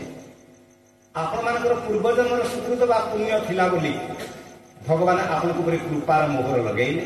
ତେଣୁ ଆପଣମାନେ ଏଠି ସମବେତ ହୋଇ ଭାଗବତ ଶ୍ରବଣ କରୁଛନ୍ତି, ଦିନ ଯାକ ପାରାୟଣ ହେଉଛି। ଏ ସେବକ ବୋଧେ ଆସିଥିଲା, ଏ ବୋଧେ ତୃତୀୟ ଭାଗବତ ହେଲା। ଆ ପୂର୍ବରୁ ଏଇ ଗାଁରେ ଏଇ ସ୍ଥାନରେ ଆମେ ଆଉ 2ଟି ଭାଗବତ ସପ୍ତାହ ଅନୁଷ୍ଠିତ କରିଛୁ। ଇଏ ବୋଧେ ତାପରେ ପରେ କରୋନା ଆସିଲା, ଟିକେ ବିପର୍ଯ୍ୟସ୍ତର ସମୟ। ତାପରେ ଏବେ ଭଗବାନଙ୍କର ପୁଣି କରୁଣା ହେଲା। ଯେଉଁ ଉଦ୍ୟୋକ୍ତା କର୍ମକର୍ତ୍ତା ବୃନ୍ଦମାନେ କରୁଛନ୍ତି, ତାଙ୍କ ହୃଦୟରେ ଭଗବାନ ସେ ପ୍ରେରଣା ସୃଷ୍ଟି କଲେ, ନାଇଁ ନାଇଁ ପୁଣି କର, ଆଉ ଏକ ଭାଗବତ ହଉ, ଆଉ ଏକ ଭାଗବତ ହଉ। ଆସିଗଲା ସେ ସୁସମୟ ସୁଦିନ ଆସି ପହଞ୍ଚିଛି। ଯାହା ସବୁଠୁ ଶ୍ରେଷ୍ଠ କଲ୍ୟାଣକାରୀ କଥା, ଯଦି 7 ଦିନର ବ୍ୟବସ୍ଥା ହେଇଛି, ଆଜି ଗୋଟେ ଦିନ ଚାହୁଁ ଚାହୁଁ ପଳେଇଲା। ତେଣୁ ଆଉ ଯେଉଁ 6 ଦିନ ଅଛି ତାକୁ ଯେମିତି ଆମେ ହାତ ଛଡ଼ା କରିବାନି, ନିଜେ ଆସିବା ସହିତ ଆଉ ଅନ୍ୟମାନଙ୍କୁ ଧରିକି ଆସିବା। ମୁଁ ଯାହା କହୁଥିଲି ଯେ ଯେତେବେଳେ ଭାଗବତ ପରୀକ୍ଷିତଙ୍କ ପାଇଁ ହେଲା, ଧୁନ୍ଦିକାରୀଙ୍କ ପାଇଁ ହେଲା, ବିନା ନିମନ୍ତ୍ରଣରେ ଋଷି ମୁନିମାନେ ସାଧୁ ସନ୍ଥମାନେ ଦୌଡ଼ିଲେ। ସ୍ୱସ୍ତ୍ରୀ ବି ଆୟୁ ଅତି ପ୍ରଣୟନ ବୃତ୍ତା, ଅତି ଶ୍ରଦ୍ଧାର ସହିତ ଆସିଲେ ନିଜ ସ୍ତ୍ରୀ ପୁତ୍ର ଶିଷ୍ୟମାନଙ୍କୁ ଧରିକି। ଯଦି ଆପଣ ସର୍କସ ଦେଖିବାକୁ ଯାଉଛନ୍ତି, ଫିଲ୍ମ ଦେଖିବାକୁ ଯାଉଛନ୍ତି, ଅପେରା ପଡ଼ିଶୀ ଦେଖିବାକୁ ପରିବାର ବର୍ଗ ଯାଉଛନ୍ତି, ହେଲେ ଏଠିକି ଆସନ୍ତୁ ଯାହା ସର୍ବଶ୍ରେଷ୍ଠ କଲ୍ୟାଣକାରକ, ଏଠିକି ଆସନ୍ତୁ ଏକା କେମିତି ଆସୁଛନ୍ତି। ଯଦି ଆସୁଛନ୍ତି ସ୍ୱାମୀ ସ୍ତ୍ରୀ ଏକାଠି ଆସନ୍ତୁ, ପିଲାମାନଙ୍କୁ ପାରୁ ପର୍ଯ୍ୟନ୍ତ ଚେଷ୍ଟା କରନ୍ତୁ। ସେ ପାଠ ପଢ଼ା ଛାଡ଼ିକି ହଉ ପଛକେ ଶେଷ ବେଳକୁ ଗୋଟେ ଧାଡ଼ି ଶୁଣୁ ପଛକେ ଆସିକି ଏଠି ପହଞ୍ଚୁ ଏବଂ ବୁଝେଇ ଦିଆଯାଉ ସର୍ବଶ୍ରେଷ୍ଠ ପାଠ କ'ଣ ନା ଯାହା ମଲା ପରେ ସାଥିରେ ଯିବ। ଆଉ ଯେତେ ଆମେ ପାଠ ପଢୁଛେ ସେ ଆମକୁ କିଛି ଅର୍ଥ ଦେଇଦେଲା, ଆମେ ଅର୍ଥ ରୋଜଗାର କଲୁ। ଯୋଉଦିନ ଏ ଦେହଟା ମଶାଣି ଭୂରେ ମୁଠେ ପାଉଁଶ ହେଇଗଲା, ସେ ବିଦ୍ୟାର ଫଳ ସେଇଠି ସମାପ୍ତ ହେଇଯିବ। ସେ ବିଦ୍ୟା ଓ ଆମ ସାଥିରେ ଉପରକୁ ଯାଇପାରିବନି। କିନ୍ତୁ ଭାଗବତ ଶ୍ରବଣ ଆମ ସାଥିରେ ଯିବ, ସେସବୁ ନେଇକି ବୈକୁଣ୍ଠରେ ପହଞ୍ଚେଇବ। ତେଣୁ ସୁଧୀବୃନ୍ଦ, ଆଜିର ମାହାତ୍ମ୍ୟ କଥାବସ୍ତୁ ଭାଗବତର ପରିଚୟ ଏସବୁ ଆଜି ପ୍ରଥମ ଦିନରେ ଆଲୋଚନା କଲେ। ଆଜିର ଏ କଥା ପ୍ରସଙ୍ଗକୁ ଭଗବାନଙ୍କର ଚରଣାରବିନ୍ଦରେ ସମର୍ପଣ ପୂର୍ବକ ଆଜି ଏଠି ବିଶ୍ରାମ ନେବା। ଆମର ସମୟ ସ୍ଥିର କରାଯାଇଛି। ଆଜି ପାଇଁ ଥିଲା ସମୟ ଯାହା ସ୍ଥିରୀକୃତ ସମୟ 7ଟାରୁ 9ଟା ପର୍ଯ୍ୟନ୍ତ। 9:05 ହେଲାଣି। ବିକ୍ରମ ସାର୍ ମୋତେ କହୁଥିଲେ ଆସନ୍ତାକାଲି ଆମେ 6:30ରୁ ପ୍ରବଚନ ଆରମ୍ଭ କରିବା। ତେଣୁ 6ଟାରୁ ଆପଣମାନେ ଆସିକି ଭଜନ କୀର୍ତ୍ତନ କରିବେ, କାହିଁକିନା ଶୀତ ପଡୁଛି। ଯେତେ ଶୀଘ୍ର ଆରମ୍ଭ ହେବ ସେତେ ଶୀଘ୍ର ସରିବ। ଆମେ 2 ଘଣ୍ଟା ସମୟ ନେବା, ତାପରେ ଆପଣମାନେ ଘରକୁ ଯାଇକି ଆରାମରେ ବିଶ୍ରାମ କରିପାରିବେ ଏବଂ ଭାଗବତକୁ ମନ ଭିତରେ ଧାରଣ କରିକି ଯିବେ। ଯଦି ଭାଗବତରେ ମନରେ ଧାରଣ କରିକି ସେ ଶୟନ କଲା, ସେ ହେଉଛି ସୁନିଦ୍ରା, ଶାନ୍ତି ନିଦ୍ରା। ଆଉ ନିଦ କାହିଁକି ହଉନି ବୋଲି ବଟିକା କିଣିକି ଖାଇବା ଦରକାର ହେବ। ଭଗବାନଙ୍କର ଚରଣାରବିନ୍ଦରେ ଆଜି ଏତିକି ନିବେଦନ ପୂର୍ବକ ଆଜି ବିଶ୍ରାମ ନେବା। ବୋଲ ଗୋବିନ୍ଦ ଜୟ ଜୟ ଗୋପାଳ ଜୟ ଜୟ ଗୋବିନ୍ଦ ଜୟ ଜୟ ଗୋପାଳ ଜୟ ଜୟ ରାଧାର ମନ ହରି ଗୋବିନ୍ଦ ଜୟ ଜୟ ଗୋବିନ୍ଦ ଜୟ ଜୟ ଗୋପାଳ ଜୟ ଜୟ ଗୋବିନ୍ଦ ଜୟ ଜୟ ଗୋପାଳ ଜୟ ଜୟ ରାଧାର ମନ ହରି ଗୋବିନ୍ଦ ଜୟ ଜୟ ললিতা কি জয় জয় বিশাখা কি জয় জয়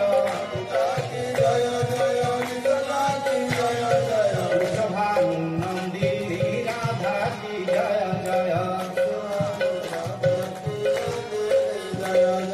গোবিন্দ জয় জয় গোপাল জয় জয় ব্যাসদেব কি জয় জয় সীতাদেব কি জয় জয় ব্যাসদেব কি জয় জয় সীতাদেব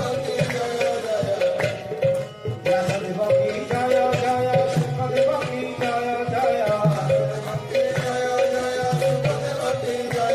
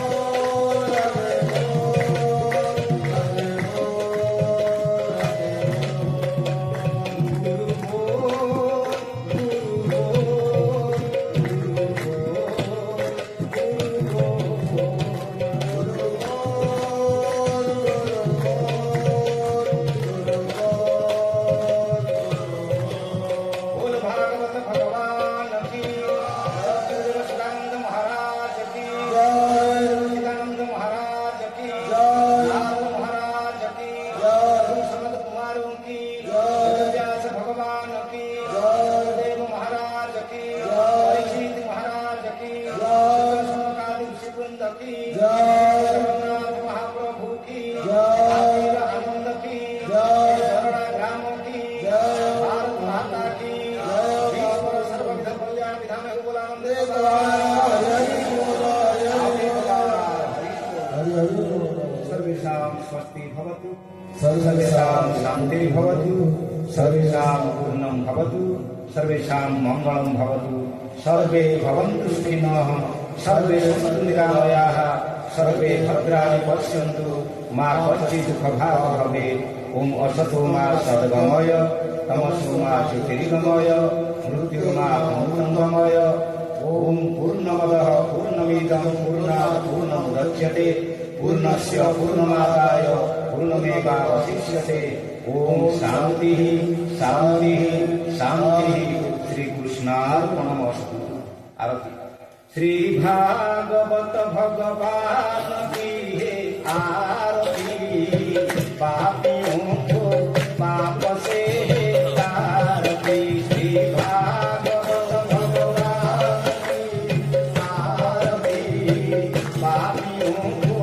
पाप से तारती ये अमर ग्रंथ ये मुक्ति पंथ ये पंचम वेद निराला नव ज्योति जगाने वाला हरि नाम यही हरि नाम यही हरि नाम यही हरि नाम यही जग के मंगल की आरती पापियों को पाप से तारती श्री भागवत भगवान की आरती पापियों को पाप से तारती ये शांति गीत पावन पुनीत पापों को मिटाने वाला हरि दर्श कराने वाला ये सुख करणी ये सुख हरणी ये सुख करणी ये सुख हरणी श्री मधुसूदन की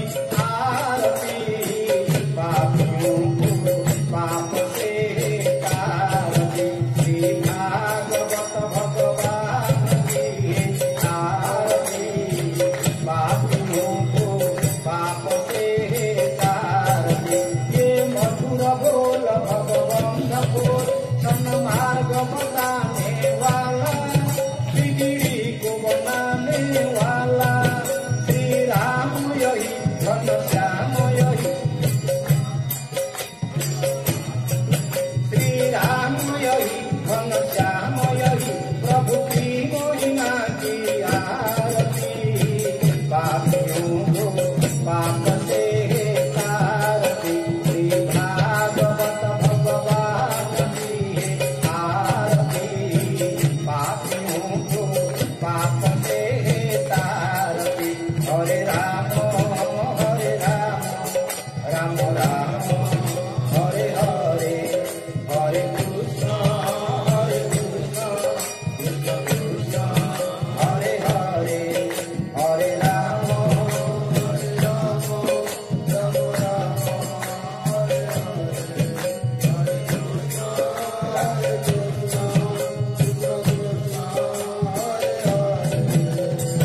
भागवत भगवान की सच्चिदानंद भगवान की गुरुदेव महाराज की जय। सत्य सनातन